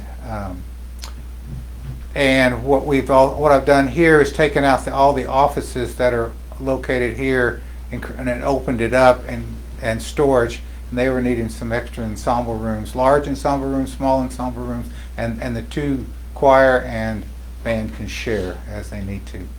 This new hallway here is a secured vestibule here that would allow the visitors or whoever to come in off the parking lot directly into the Rangerette gymnasium and also the competition gym. We're taking in part of the existing Rangerette gym and creating a weight room for athletics, and a waiting area, and also this is the weight room. And also upstairs would be some of the coaches' offices, and I think there's a film room up there also that we're looking to include. And you would do what with those? Just redo those like you are the classrooms? This will be Coaches' new, basically. I mean, it's inside the. Yeah, and I see what you're saying, but like the coaches' offices now that are upstairs there. Yeah, we'll renovate those. Yeah. Yes, sir.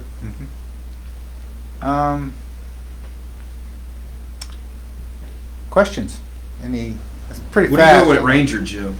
In the Ranger Gym, I noticed there's Well, a decent sized This, number on it. we're really not doing anything to that. Am I right, Greg? No, well, the Ranger Gym, gym. sorry, This you one. called it the Oh, this competition one, gym. I'm sorry. Competition gym. Yeah, it looks like I don't think we have any money in there for that, right? Yeah, we got money in there.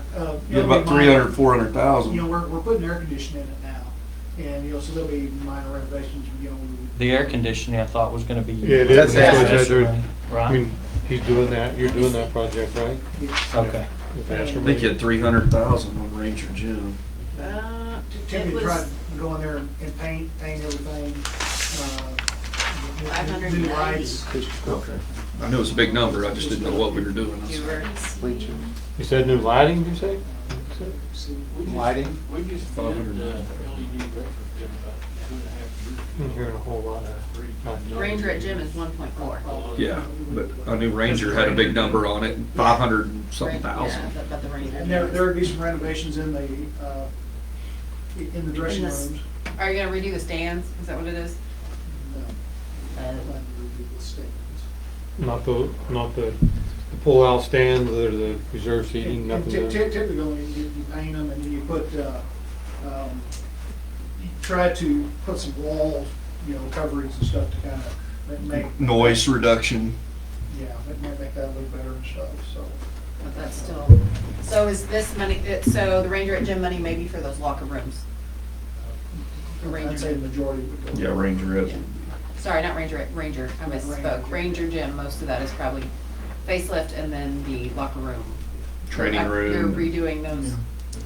under the stairs? What's gonna be different for the girls' locker room now? That's- Yeah, that can, It's all gonna be all new. I don't know, is it gonna be any bigger or is it still gonna be the same? Looks like they're No, they're extending extending it it. They're down extending towards it the out, court. making them bigger this way. They're using up part of that empty Yeah, space. see where that big old space is in between. Yes. I really say, my personal opinion would be to get the girls caught up with everything in that area. They need it. And then Greg didn't say this, but let's say we have money over here in this gym and it was something we did need to do that we thought we were gonna need to do, like what Alan's saying about lighting or something like that, then you could possibly move it around to do whatever you wanted to do there. Is that still leaving the original rubber floor in the Ranger Rental? Yes. Yes. How long has that been on the ground? Long What time. year was that Ranger? Y'all reported it. 3-4 years on Yeah. is everyone else there? So. Georgia Horn. Where's that over there? Oh, they reported that floor because it did have a bunch of gashes in it. So I have a issue with the cafeteria. It, at 565, if we ever decide to close lunch, That's Um, close. don't everybody get upset. I'm not proposing it, just saying imaginary. At our current enrollment, we've got according to this that we got earlier, it's like 617. They You'd want- have to make Two multiple lunches. lunch hours. Yeah, Yeah. shifts. Two lunches. Whee! But if we still keep doing like we're doing, Mhm. we may hit that number and be okay with one But lunch. even if not, 2 lunches isn't it? It's not a bad deal. Okay, I'm sure y'all saw that, Back- because y'all are back when knowing I- numbers about things. Back when I rode a covered wagon to school. And lunches were not open. I thought In you fact, went got- to a one-room schoolhouse, Wes. And lunches were not open, and we just doubled up lunches. In fact, if you did not stay for lunch, my experience was the superintendent would find you at the local hamburger joint, And Where you were call eating? back. where I was eating the hamburger, yes, sir. What was the little hallway to the left there if you scroll back towards the Rangerette gym? To the, go up, yeah, what is, that's new structure there? Uh, That's that little hallway. That's that hallway going out Yes. to that bathroom? I have in mind to go enclose. Going that. upstairs? Upstairs, It is enclosed, isn't it, already? yeah. What about all the doors and stuff on the back of that building right there? Comes in the locker rooms, at the back of the cafeteria. There are a lot of doors back there. Yeah, what are we doing safety wise to? At one time when we had talked about, this before Mr. Morales was here, is about putting a wrought iron fence back there to kind of keep the boogeyman out of there. That was never mentioned at this time, but it was brought up at another time. You're still gonna have those exterior doors there going Yeah. out to A lot the. of doors. And those are the Phil- ones always left Those open. three They'll always- classrooms. Yeah, so there's nothing new back there on the very back of that building. This right here is a new paved area. What I did that for was because it's the kitchen personnel, they were saying that they had this 3 trucks a week, 18-wheelers come in, and they generally just have to back up this Yeah, they're direction. running So back into there. I thought this would create a dock right here for them to do that. And get that freezer that's outside, obviously, and put it inside. Well, I mean, a new one, but, so that'd be all cleaned up back there. But that CTE group is not connected to the building. It's a No, breezeway. that's- Wood that's a shop, wall. welding, It's still a breezeway. but the welding's gonna be moved. Yeah, welding's gone. Well, wood shop's still gonna be up. Yeah, but the welding stuff all Yeah, gonna be well, moved. welding's gonna be. over Construction there. technology or something. Yeah, we're thinking about changing that CTE stuff, electricity, plumbing, something Right. else In that area. in that area. They still have to exit the building to get to their. Classroom. It's a good crossway. We can enclose that. I mean, we can, certainly can. I didn't fall on the ice there when I was in high school. I don't I'm know. not even worried about all those. And all that'll be doors. redone. Yeah, I mean, this is This is just. this is something to throw rocks at, okay? And I'm glad you're all Worth are it. noticing. This is one shot. It's gonna have 10 probably times that we're gonna have to get together and refine this, but we needed to get something down on paper so Greg could at least have an estimate. And it's just not the plan. But everything's gonna be touched. Yes, yes. It'll look like our junior high. And obviously I want your input. I mean, I need to have that. I haven't gotten that. It'll probably be like 100 or so pages that size. Yeah. And, Oh, yeah. I still have the junior high drawing. You really? Of course you do. Of course I do. It's hanging on his wall in his bedroom. Poor wife. Flips through it every time. The board should buy Kathy something. I think this represents part of Proposition 1. Am I correct, Mr. Morales? That's right. Okay. Next slide. Oh, okay, so what I cut this building off right this, and what I wanted to do is kind of show you a dream that I had on an exterior, if you want to call it that. This right here is your existing elevation for, if you can zoom in on that, Joseph. And then I wanted to make something different. And I took this plan and made it this plan elevation, and I created some spaces, put a large Rangerette plate right there. I mean, that thing is twice the size of that wall right there almost. As long as we get rid of that blue. Green. Turquoise. Green. Turquoise, It's blue, teal. teal, whatever it is. Right. Yeah. And everything be neutral. This right here is Right, that addition where the choir and this red area right here. We're going to make the windows smaller. Over this direction is our new administrative. So you can see now we're putting administrative out here. We get to change and make the exterior into a new look. Make the windows, take that zigzag entrance that we've got over here Right there. It and disappeared. cover it up, re-roof it. We're not going to have a zigzag roof anymore. And then tie the special ed / science wing in over here with a new addition where the Family Consumer Science wing is. So if you'll go down a little bit more, Joseph, what I had in mind, this is kind of what I had the front entrance looking like. Aluminum clad, a cantilever. Our wind is really bad. I know. And dirt. I know. And dirt. And I know. They got good engineers But on it. we, I'm just saying. and it's just an idea. Pigeon. It's just an idea. Hurricane proof. Okay, one idea. There's 100 ways to do this We thing. just had the wind yesterday. You just had to say that, didn't you? I understand. I get It was it. bad yesterday. And then to the right there is what we had in mind of maybe making the hallways look.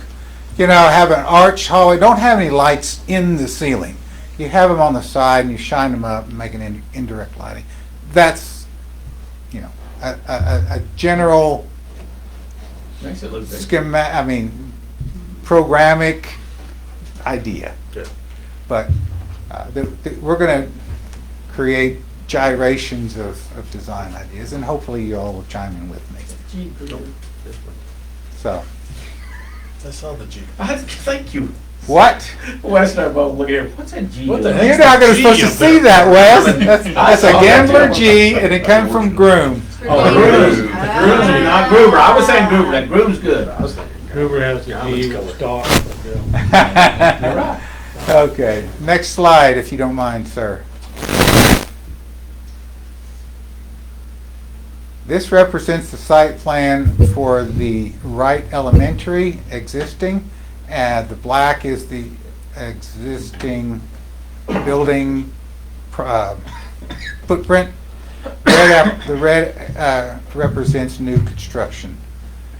This area down in here is the playground area. It's rough. It's hard on them. We're not sure exactly what we want. My idea was AstroTurf. Greg says, no, that doesn't work well. It's hot. So it would be something, and maybe wood chips. I don't know. But we got some money in there. What'd you put, $350,000 in there for that? Something. I don't know. Maybe it's a rubberized surface. But we've got $350,000. I did actually move some of the playground equipment closer proximity into anyway. To And I- make it easier for the teachers to watch. I like that. Yeah. Because it is very. Put some parking right here for visitors along the street. And that's it. Next. What about their drainage issues? I haven't Is that- addressed that yet. We will address it. Okay, thank you. Yeah. This is the floor plan. The red represents the new construction. You can see this. What we're doing is we're filling in those offsets that they've created, the original building, with glass. All the glass is not going to be that glass anymore. It's hot in the summer. It's cold in the winter. It sweats. They can't keep it warm enough in there. Adding on, we're taking that over that porch right there that's outside the existing administration room and enlarging the administration area. We're probably going to close this entrance off if we can. I don't think we need it anymore. That's my idea, Mr. Morales. I was going to say, I'm thinking fire marshal. No, we're going to sprinkle the building. The sprinkle Okay. is the sprinkle of the building, and which means you can have an extended line of travel for that. But the red part in here, we're looking at making another activity room. At one time, I don't know, we would like to explore the idea of it being a storm shelter for the whole school, and probably part of the community. You know, it's be a nice large area. It's got storage areas on it. It's got bathrooms for these first graders that are on this side of the hallway, girl and boys and common. The pink areas are represented. Some of them.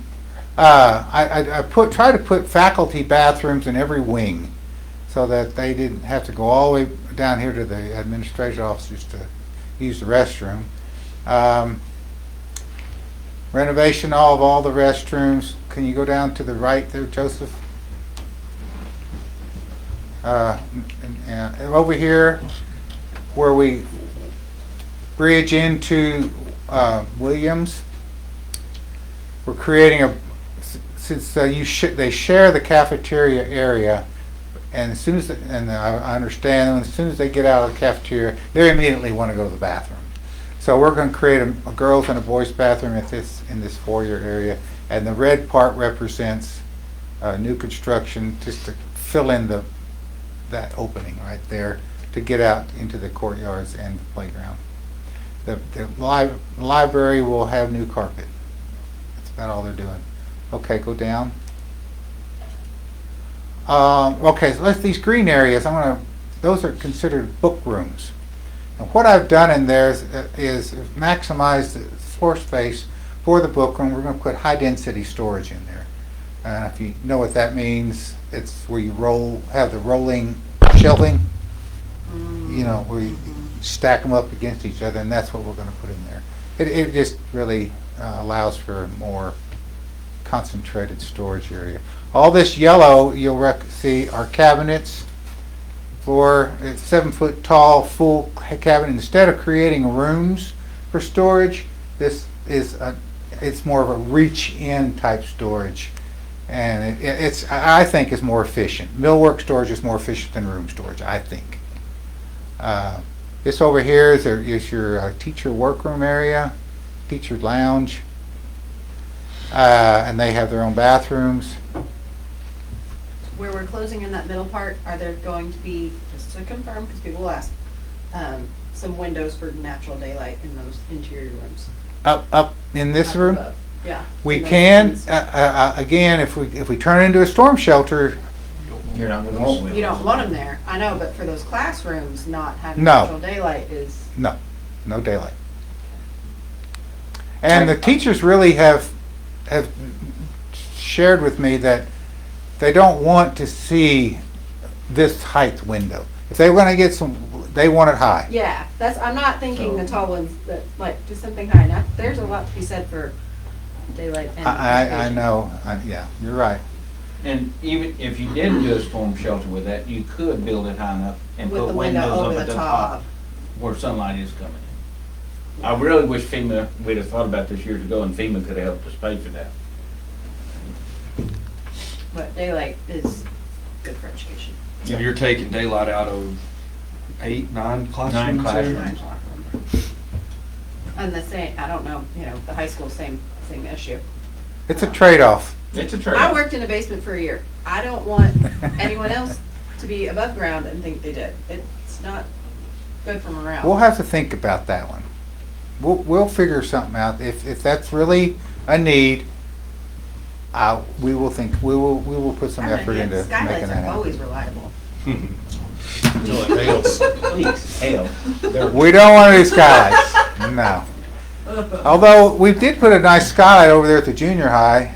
Is it Really? stayed intact? You know where that is, right? Oh, it's a great one. I didn't notice. Yeah, it was there in the original building. Had a skylight there too. We just replaced it. Steve, did they say anything about washer and dryer for special ed? Yeah, I mean that's there now. They've got it now. We'll put it back. The new special. Oh, are you talking about in the high school? No, I have not. You also have to decide if we're at least Sunday or not. Thank you for Okay. Okay. Go up, Joseph. I'm getting his note real quick.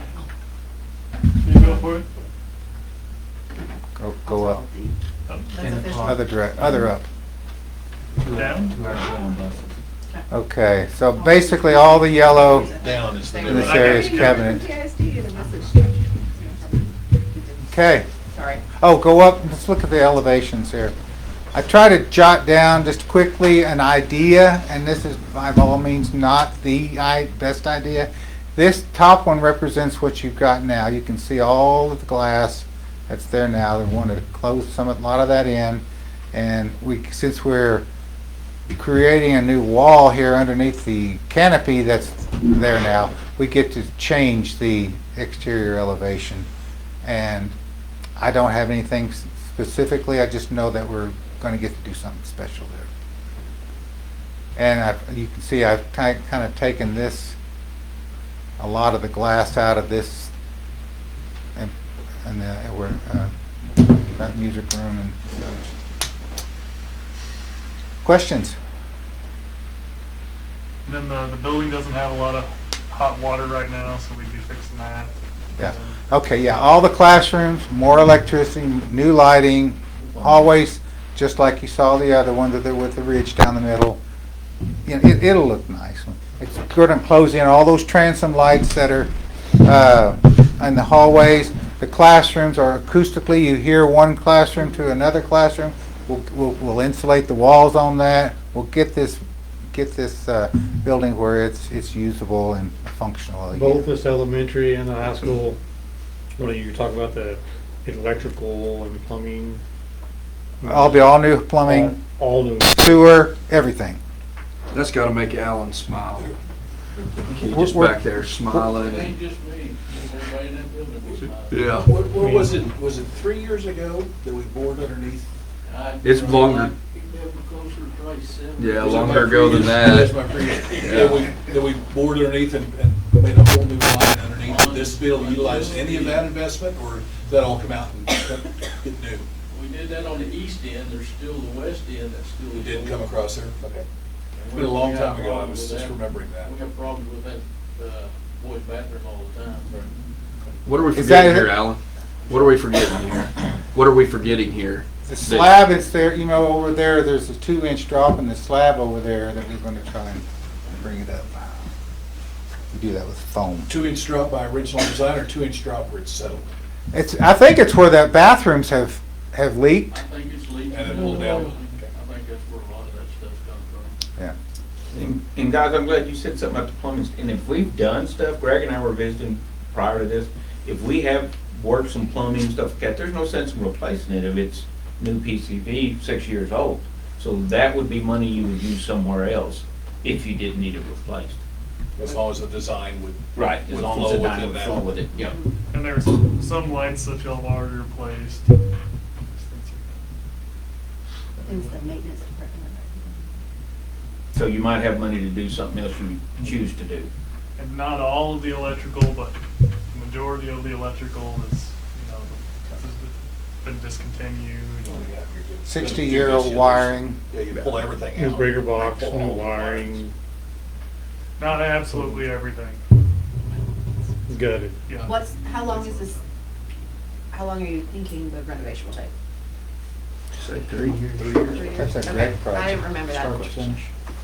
You know, I have a plan that I could kind of show you what the plan would be, but typically, we would be doing the elementary and the high school at the same time. And when you go and renovate buildings like this, we basically want to know how many classrooms we can have. And we usually shoot for about, generally, people give us about six classrooms at a time. It typically takes, I think the fastest we've done 6 classrooms is probably 30 days, sometimes it takes 6 weeks, and depending on what type and where we're at, I've seen it take, a couple months. And so you basically take those areas and do them one piece at a time and work your way through the building. And I think it's probably takes somewhere between, I'd say 2.5 to 3 years once construction starts. Of educating in a construction zone. What Greg has done in the past, and he worked on the junior high too, was you build the new portions first, and then you move your people into that, and then you can renovate the classrooms. Which there's not. Then you get them right back in the classroom as soon as you can. Yeah. And then you just rotate it. Yeah. Which won't be as applicable here. What's that? It won't be as applicable here, there won't be new. Well, this area here. Yeah, Like that would new be, indoor. that would be better. Even if it's temporary partitions. Yeah. Oof, little kids. Gotta do it, Cal. And guys, Greg, well, y'all saw the At G. some point. The G for group, he's saying they just renovated it, and it's very similar to our buildings, to both our buildings. So you already know some of the stuff you're going in on. You're just gonna have to get a new G up there and. Yeah. Yeah, get rid of the G and put a P. Yeah. Well, Hey, as far as compared to the junior high, you know, the renovations in this, I would say, are about 60% of the level of probably, you know, how complicated it was. You know, it's just Dropping you know, floors. Just like you walk, you go into these hallways in here, you know, these hallways, you know, most of the hollow metal frames with the doors are still good, so you want to keep those. But replace the doors, I think there's a pretty good chance we can do some of that hardware. We've all replaced a lot of that, but we can keep those, you know, those things cost, you know, $250, $300 a piece. Those are fine now. So, I'm and- $475. and then the closures and all that, so you hang on to all that you can. And, My question's, like on the terrazzo over there, you know, we got so much settling and all that. How, I mean, without demoing the terrazzo, how do you get to replace some of that sewer line stuff?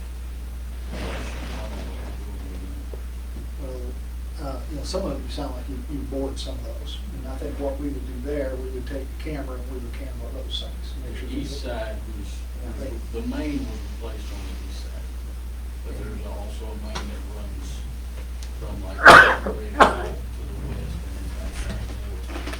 That is, there's issues over there too. Whole section that goes back and you're on the fourth set. Constantly trying to keep those things open. They're just going to Inside the range, you cut those 4 times. You cut the majority of those floors out, you relocate all the plumbing where you want it, you put new in. And if you gotta go across the hallway, if you can't bore underneath or get underneath there, you cut that section out and replace the trash. Just to get all the way down inside the building and run. Put an accent You know stripe accent there. terrazzo? Yeah, accent stripe. So, and then you run outside all the way to the city sewer, to the good city sewer. So on leveling the terrazzo in places, by phone? We've done some with foam, but you've got to make sure that when you start, we've done it at the press school and we've done it at the pre-owned school. But you gotta make sure that the edges of the terrazzo are, you know, aren't gonna be hung up. Because if you start pushing it up and it can't keep moving, it just stops. And so you gotta make sure that's clear. But you can, and once you start pumping foam on it, you can spend money pretty fast. You know, so if that looks like the case, but we don't think we can, you know, I think it's just inexpensive $5 to bust it out. Because I think at the press school, we started pumping foam underneath there. Well, there was an old ductwork underneath there. How do you fill up the ductwork? But we pumped $20,000 worth of foam or something, pretty fast. Is there some there, Alan? Yeah, there's those upward ones there. Yeah. What I See, like- those plans are invaluable when we get into the project. But if you start doing that, you get that back where you want it. What I like to do is actually drill it and pin it where we have it. That's what we can. It's kind of The foundation has a lot to do with it too. Sometimes those slabs are just floating, and sometimes they're actually tied into some grade beams. And But if you start pushing that up and it gets hung up just a little, and you keep pushing, then the floor starts to give up. It starts good. You gotta be careful of it. yeah. And we were walking that, Greg and I were walking and we saw that there was a drop of about 1 inch or 2 inches. in the Right at end. that corner? Right at that corner, Yeah. that's what I'm talking about. Yeah. But my problem is how much money do you want to put into that to move that 1.5 inches, or is there a better way to do it cheaper?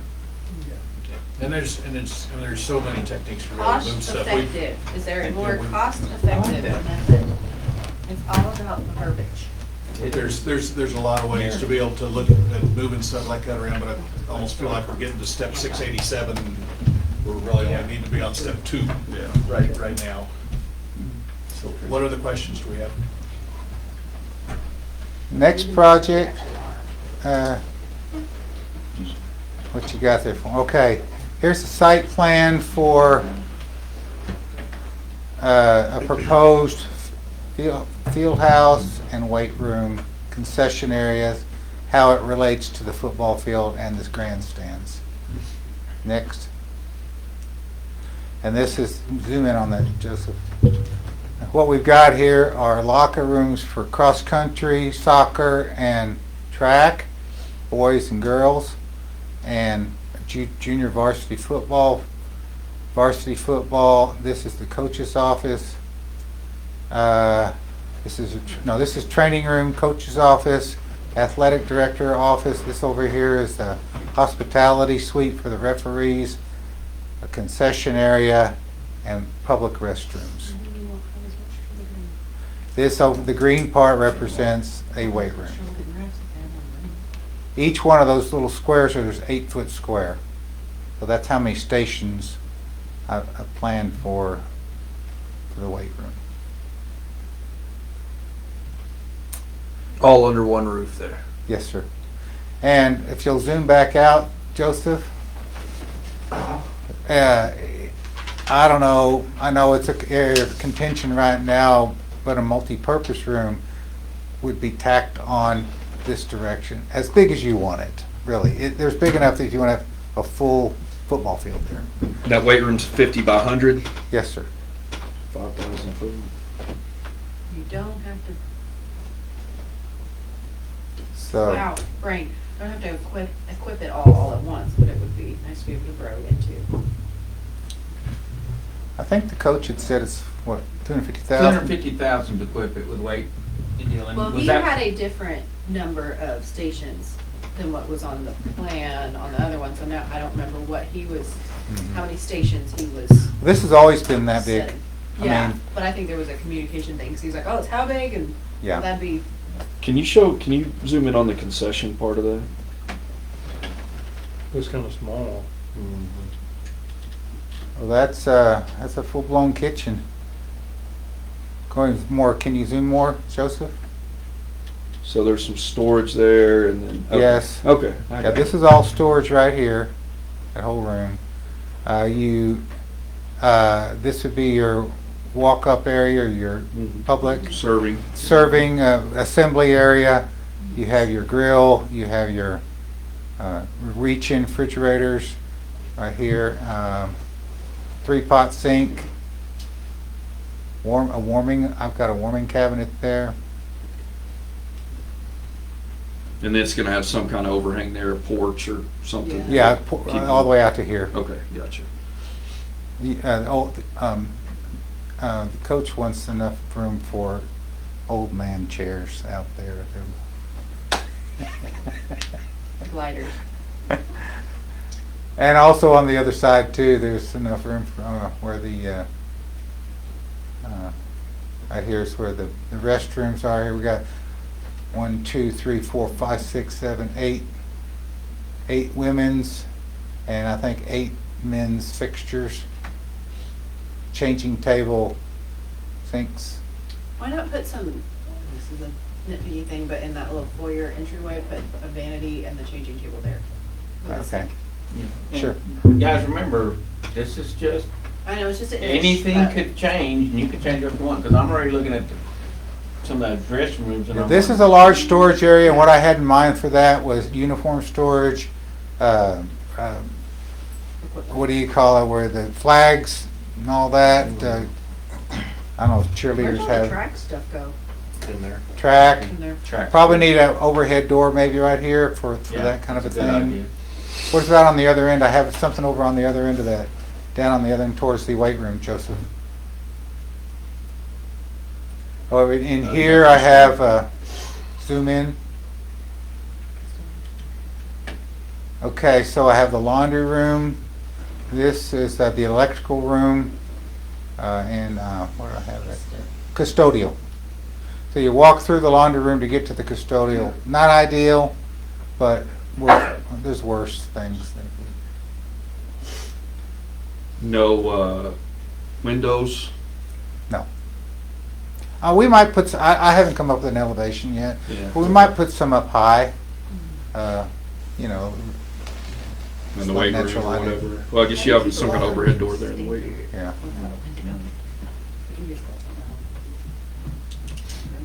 This is all on the north end of the field. I mean, excuse me, south end. Yes. Mhm. North end. North end. Where the current facility is now. Right. Before, it seemed like it was on the south end when you were talking. Down toward the tennis court. It started, that's Hab's hope or wish is to take it to the other side. So the teams leaving wouldn't have to go through all the people at concession stands and everything else. I don't know if there's any plumbing or sewage or any of that stuff over there and how much more that would cost to a wish separate list and a cost to move it is two different things. Well, then you got the tennis courts to move too. That was my concern in the beginning, where that looked like it was a first. Yeah. And even these dress rooms, guys, I'm looking at them and I'm an ex-AD football coach, all that stuff. It doesn't mean that those dress rooms have to be football all year long, because what we've always done is change it according to the sports that are coming in. Yeah, basketball against football. So I don't like the idea it's just gonna be football and it's gonna be football all year long. Yeah. That's my The personal basketball opinion. being next to the gym makes sense, but. Yeah. Yeah, but those soccer- basketball's still there, yeah. Yeah. Track. Soccer. Track. Yeah, we could reconfigure that. Softball, baseball, well, baseball. Now, I do have a slide, I haven't talked with Mr. Routh whether I want to show it or not, and it shows, they'll show it? It's the parking area. Oh, yeah, you can show that one. Okay. And it's just an idea of how to get some extra parking out there, that's there, that one right there, Joseph. 100, and what I got there, 133 spaces? And it can be, and I got it, the next slide, let's see, would show it with the facility located right there. Yeah. One more. That shows the facility, how it relates to the parking. And like you said, you can make it as big as you want, but I understand that this part of the field is used for other practice sports. Steve, when we poured the concrete on the east side of the stadium, just shy of $8 a square. Is Oh, concrete gosh. really that much higher, $14 a square now? Oh, we're on the parking, the concrete parking over here? Oh, What? gosh, yeah. Holy cow. Yeah, it was, It's Well, expensive I concrete. think it figured out a little bit more than 8. I think it was closer to 10. I just took 106,000, divided into what I remembered of 850 or something like that for our total. I actually went back and calculated it just a few days ago. Okay. And I see that parking there, I think with the square footage that we talked about, I'm putting in there around 11 or 12. But I think we're gonna have to do,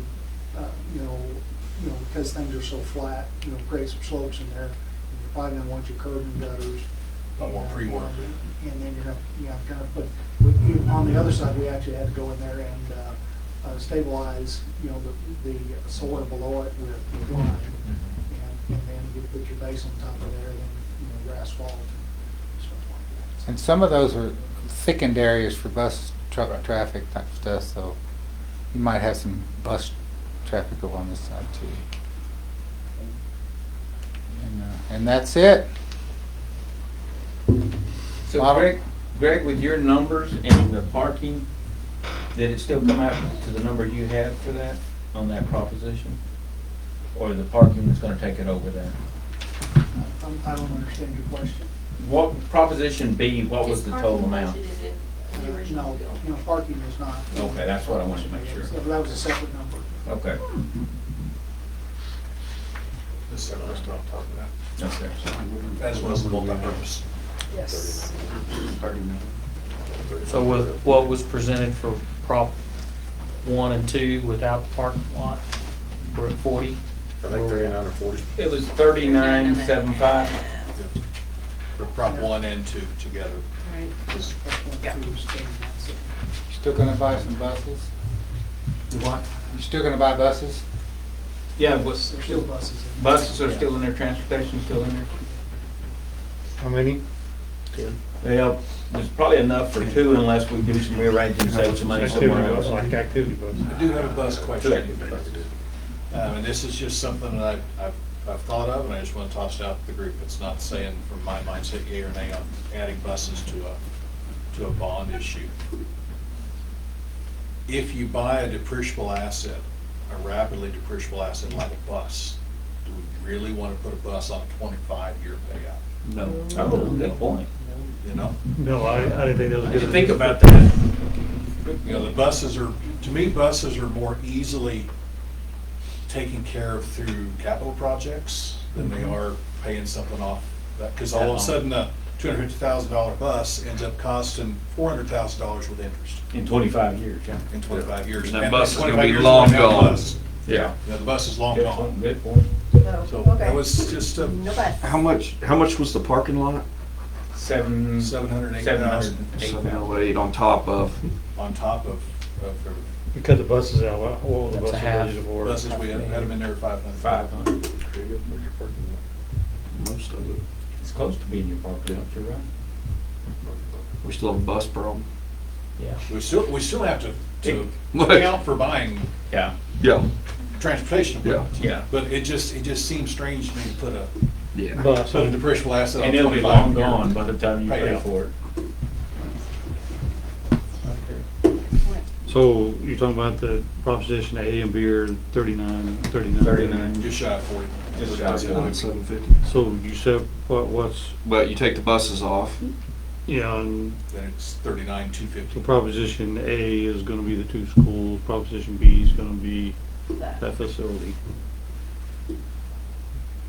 No proposition, so. No Propositions. Which we all know all the schools need redone and we need a new concession stand out there. We do. Yeah. Well, the school, anybody that's walked through the schools, it's an embarrassment. Yeah. Is what it is. Yeah. We all So know how, it's done, I just don't know that this is. The numbers just kinda scare me, cause we're saying we can do this or do that, Mhm. and it just kinda scares Turn the lights me. back on, so we don't fall asleep. Scares me, hold my hand up for all the, we can change this, we can do this. Well, it'd have to be within the budget, within Yeah. whatever We decide before we've decided what we want, for sure. Right. I mean, we have recommendations. Yeah, I they mean, have spent I get that, I'm Time, just, man hours. Well, here's the deal, Greg did Earl's Junior High, hopefully you trust him, I think he did a great job with that, and Steve was involved in it. And he's given me an estimate, or you all an estimate, it's just an estimate, what he thinks it is, but I think he's a pretty good judge of yeah, I of gotta what see it's that, gonna just, need or take to it's do scary that. to me to hold my hand up for, For money and not be able to tell exactly what it is. yeah, not have like, this is what we're getting I think for this it- much. Not having plans. Yeah, Done. but I think know we there's a should lot of spend the time money to have the plan, plans done before we. to plan, but. I think this helped a lot. Well, it answered some questions, even though it's not exact, it Yeah. did answer some questions. And they know down the line, if we do approve it, they'll get everything that they want, but that they ask for, like videos, more pictures. Oh, and yeah, I stuff. mean, there's a lot of time there, but tonight's the night you gotta, Because the Start the 17th process. is, the 17th is a day that it has to be done if you're gonna do it. If you don't do it. Well, if then- we're gonna do it If- this year. If we're gonna do For it this this May, year. for this May, For this May, has to be decided on by the 17th, by this Friday, day after tomorrow. by the day after tomorrow. I just feel really bad 'cause it's in front of us and man, those 2 schools are in terrible shape. Yeah. Terrible shape. But I also wanna make sure that we take the time and Yeah. actually. Well, that's what I'm asking, if the money's there. I guess what I think we're struggle gonna get it with done. is that I know it needs to be done, and I know that everybody around this table has reservations, and I know that we all know that it needs to be done. I don't know that I want to stand in the way of letting the taxpayers make that decision. Yeah, I want to give it to the taxpayers. Yeah. I don't wanna be $5 million short of making it perfect. Never be Or as perfect, close to never be perfect as. It's well, never as- gonna be perfect. To like, man, I wish we had done that, if we had actually I sketched do it all feel- out. The committee has done their fair share of the work, I bulked part of it. Yeah. And then, you guys have donated your time, I think, I'd be okay with putting this forward and then, like you said, Bryce, let people the go ahead taxpayers. and vote. I mean, I- Whether you vote for it or not, behind closed doors, Yeah. that's That's my your decision. I decision. do feel Right. better that he was on the board when they did the junior high and he still let these guys be in this room. Yeah, that could happen. Oh, To stand up. yeah, so you went through it How the uh, once and, process works, if you, and typically, you do the preliminaries and you do the estimates off the preliminaries. And then when you move forward, if the bond election passes, just like we did at the junior high, then you move into the construction drawing phase. And then as we develop the construction drawings, we'll, Value engineer. you do that, and you look at the you look at it even further. And as you're drawing those plans, what we're really good at doing as a team is you come up with options to choose from. You know, just like at the junior high, I think in between phase 1 and phase 4, I think we had 100 different options. That totaled, A lot. I think, $3 million of choices to make for or against. I didn't really go back and look and see how many choices y'all actually made for. It's probably around 50%. There's a lot. But there were choices to be made, and even with with the estimates that were done and the choices that we put forward as those plans were developed, that's how you go about making budgets work. And you decide what options you want to take and to fit in the budget. You make it fit in the budget. Well, guys, our teachers deserve better, and our students obviously deserve yes. better They do. than where they're at today. And like I said, it's community will speak. I just want I'm to try to afraid of educate not the having people. the right time to market it. Yeah. I'm Oh, afraid. Like, and trust me, I'm back and forth and back and I'm forth. picking my friend's brain. Pampa just decided to go for a $130 million bond, and they needed that. And they are forming a political action committee because he can't say anything but factual information when talking about this. He cannot say anything persuasive whatsoever when talking to the community. Teachers can't say anything or email anything using the school Wi-Fi on their phones. Can't use on their personal phones. If they're using school Wi-Fi, hook up to it and say that can catch us. Like, I just really don't want to hurry that and make a major mistake and be so close and miss it and shoot ourselves in the foot by not taking the time to market it appropriately, because this is a lot of money, and taxes locally have gone up a lot lately. But not as a result of school taxes. Not as a result of Thank school you. taxes. We have been very responsible. This is a responsible bond. But the reality is that what most taxpayers are looking at has been an increase, and then us going, hey, us too, without being like, Yeah. seeming more together with it. Well, I'm just looking around this table, and there's a bunch of us that pay a whole lot of taxes, so we don't take that lightly either, No. as you No, know. right. And you, Yeah, but I know everybody in here supports the schools and knows that we've done some things for other groups in town, and our students deserve it and need it, and our teachers need it and deserve it more than anybody. But I don't want to go in unprepared, and this is also my first rodeo. So, like, super duper first rodeo. I haven't even been in here a year, so I'm probably the most hesitant to get it right and making people understand what's actually going to happen to their taxes, because I think this was very misleading. I I was think not too, happy you've with that. got a pretty good cross-section from the community. And that we're able to go into all the different schools and look at everything and see what it was that we did need. And I can look at this and tell you what we're looking at is not wants, they're needs, Yes. for sure. anybody that's And- walked through Wright Elementary, walked through the high school, or gone to the concession stand bathroom, Yeah, if they don't say, yeah, something needs to be What- done there, then they're wrong. yeah, you're right. I What's also embarrassing, wanna we're hear- at a football game and you hear the people that go into the restrooms and they're like, golly.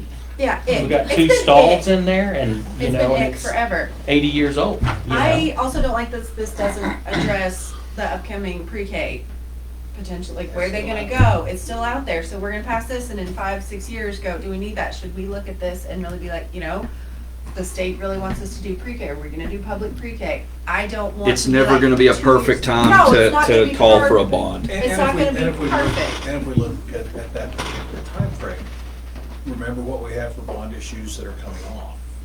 Yes. The Wright bond, the Yes. Williams bond issue is off by that point. In my mind, we need to continue to have an adequate rolling level. There you go. I'm I good agree. with that, but That would it is going to be, be at all times.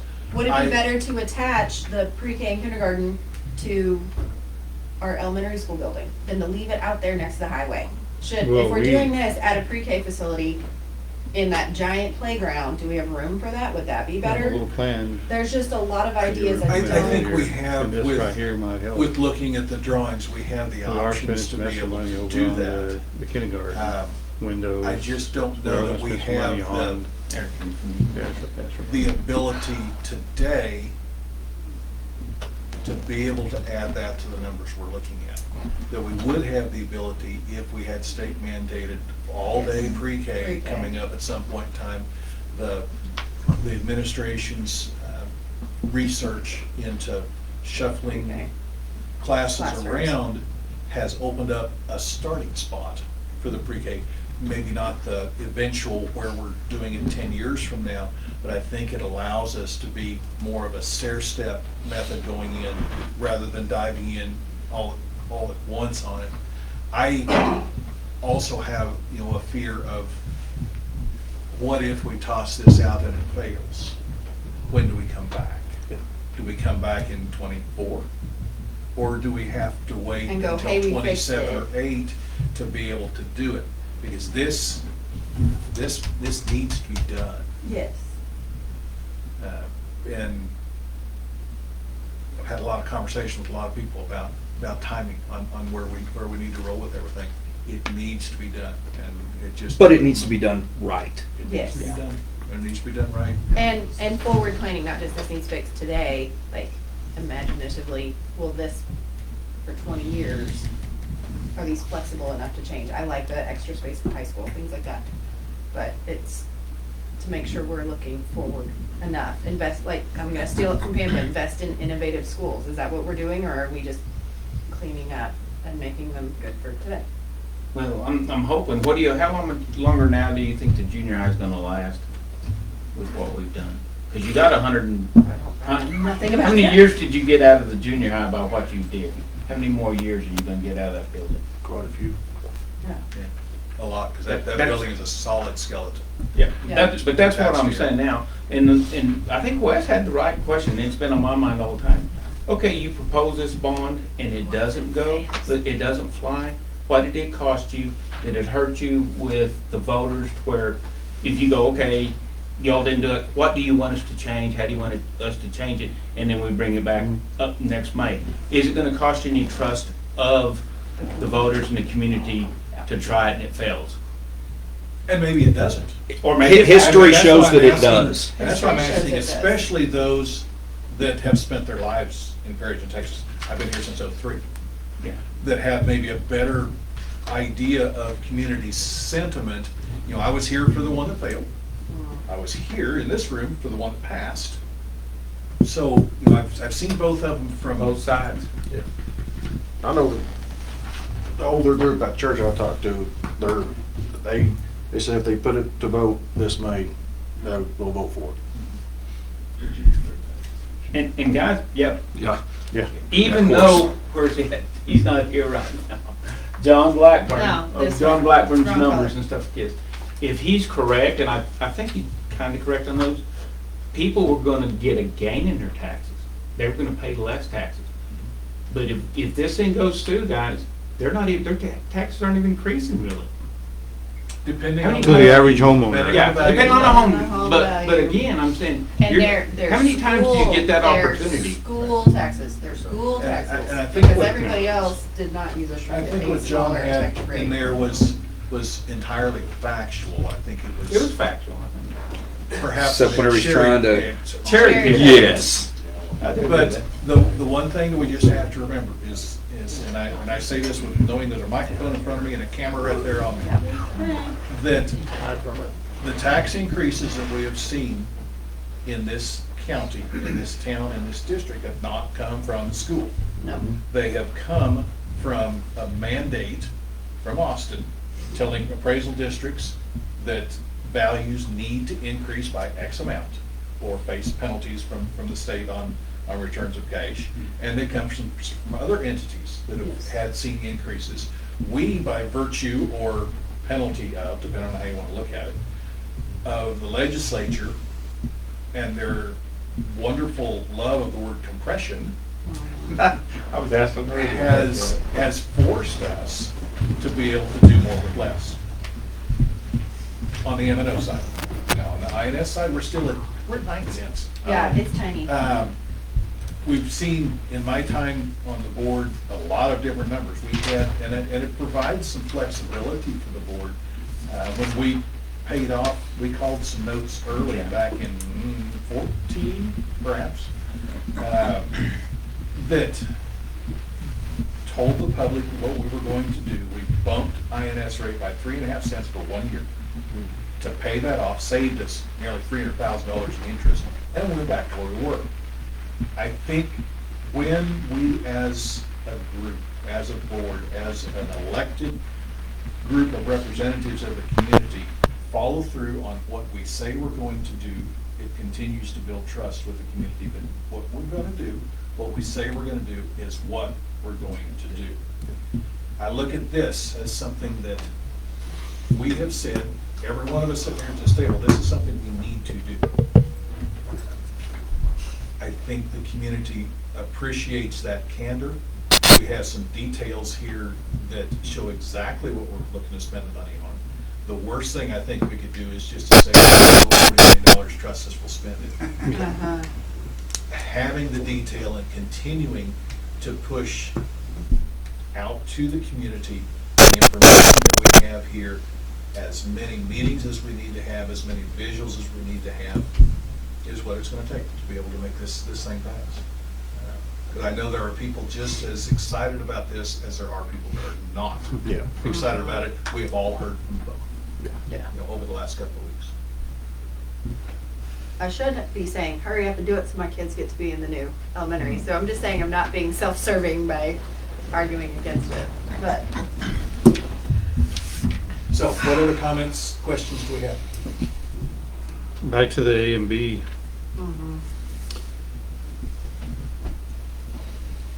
I know the two schools are on A, in that facility, but do we want to throw the parking lot and take the buses out if we do that? I think he's right. Yeah. And I do think you say that, I think he's right. is all or nothing, you throw both A and B out there, not just one or the other? Well, they, Do we remember, they can vote just Yeah, A yeah. or just B. We may end up with What's just a the new numbers concession on stand. A? Yeah. What's the numbers on A Don't and the laugh. numbers on B? I don't have the stuff up I here. think it's like 35. A is 35. A is 35. This includes the 500,000, so if we take that off of there, I'm not sure where we put the parking. I leave it to the side. Taking out the 500,000, Proposition 1, if you want to write it down, is 35,126. Proposition 2 is 4,124. Where'd you get that? Uh, I have a special cheat sheet. The 35,126 was without Hold it transportation, out on us. but no parking lot. No parking lot. Because the parking lot would go down on This B list or is 2. 708,750. And that would have to go on B. B, because it's part of that stadium. This is attached to the stadium, Yeah. it have to be attached to that. The bond order that I have written here includes just an A and a B, or one and a 2. There's no C. Which then, what the ballot would look like would be, I thought I had a sample in here somewhere where I You could did. show you what that looks like.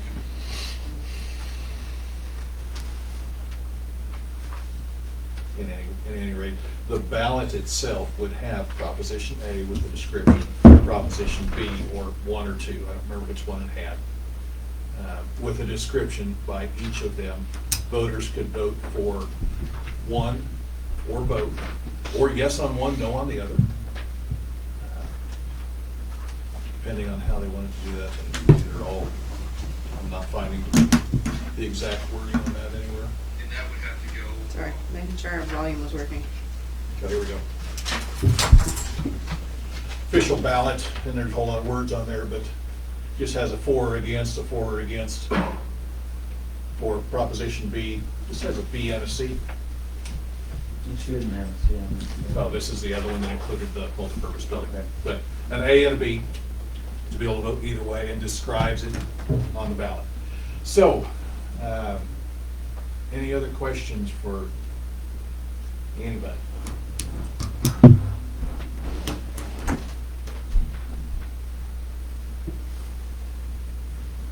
If it is the board's intention to go forward, there is specific motion language, as there always is, right?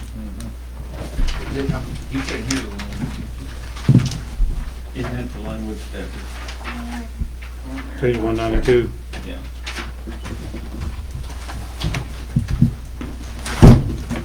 Here it is, yeah, 192. If you're on 192, you see that the specific language would be for a vote for the Board of Trustees to adopt the order, and the order is what I have filed here, which lists everything out in the legal terms, how everything would be termed. It does have, here's my question though, this specific order does mention the transportation within the order. Would this specific order to be signed and submitted have to be rewritten? It And just then says, signed and submitted? consider adoption of an order. But the Doesn't say that order. We've already used that. Or Mine the is order. Okay, well, this one says. Does yours say yes? Yeah. Mine says. Oh, I'm sorry, I consider adoption of an order. Okay, I see the movement. Okay, yeah. Yeah, of the order, which we could certainly consider this order as being modified by taking out the transportation portion of it, but the one that Lloyd and I would have to sign would have to be specific. So I would have to call Oric, that's the ones who did the order. To get us another one. To get us another one with the correct language. And That email out. one to me, because I'm not gonna be in town to be able to sign it if it passes. So- Email to you. On purpose? No, That's I'm somebody gonna, else. No, I'm just kidding. I'm gonna go babysit a 3-year-old for the next 2 days, starting tomorrow. Wow. You can take mine too. So, They entertain each other, it's easier. if we're, Yes. if we're to appoint, if the crew realizes or thinks to be to appoint, the motion would read, I move that the Board of Trustees adopt the order calling school building bond election, which is before the board, which is a bond election for Proposition 1 and 2, or A and B, however you want to term them, for a May 2023 election date.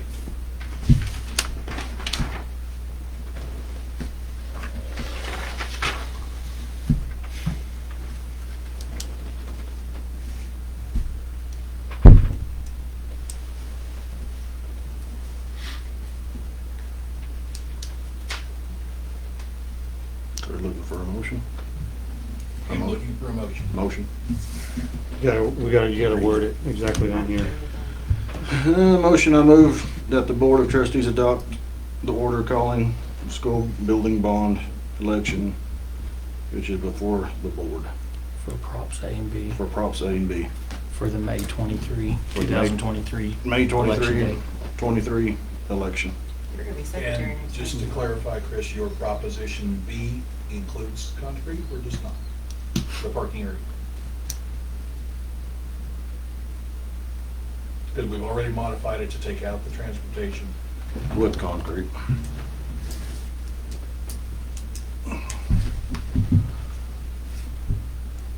So they'll need to add that to the word. You want to say concrete or He said his motion is with. Just say, I would say parking lot because it's asphalt. Parking lot. Parking lot. Parking lot. Say parking lot. I Parking say lot. parking lot because I think it's asphalt, I don't think it's cement. That's why we got. With parking lot. Okay.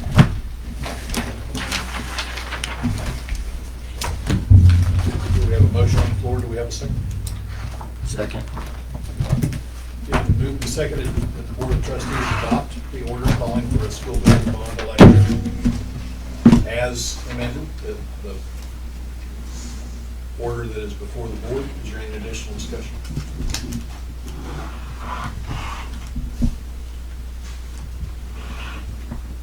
Last chance.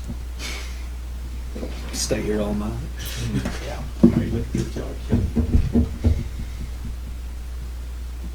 Before I call for a vote, I'm going to explain mine. I am going to vote in favor of this, although I do have, as I said, reservations about our timing, but I also feel it's very important that we act in unanimity on this, that it be the full board. Had And even if I had voted against, I would still certainly support the board's decision. But I do feel it's very important that if we're going to move forward with this, and I sense that mindset from all 6 of us, we're going to move forward. By golly, let's take a step and move forward. All in favor? All opposed? Motion carries 5-1.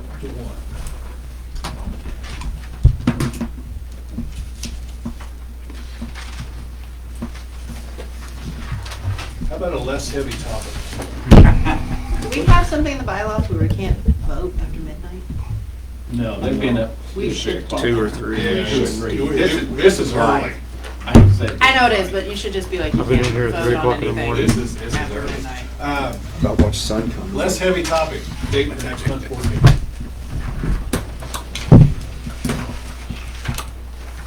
Yeah, spring break next month.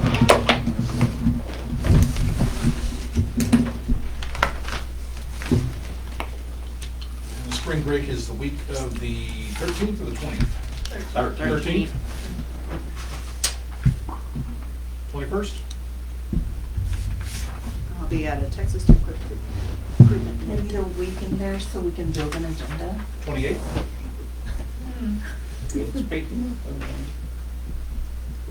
Thank you. Where are we on 28th, y'all? Works for me. There's just softball or baseball at home, but y'all are good with that. Darn near done by board meeting time. Well, baseball, I mean, they start at 5, but Baseball.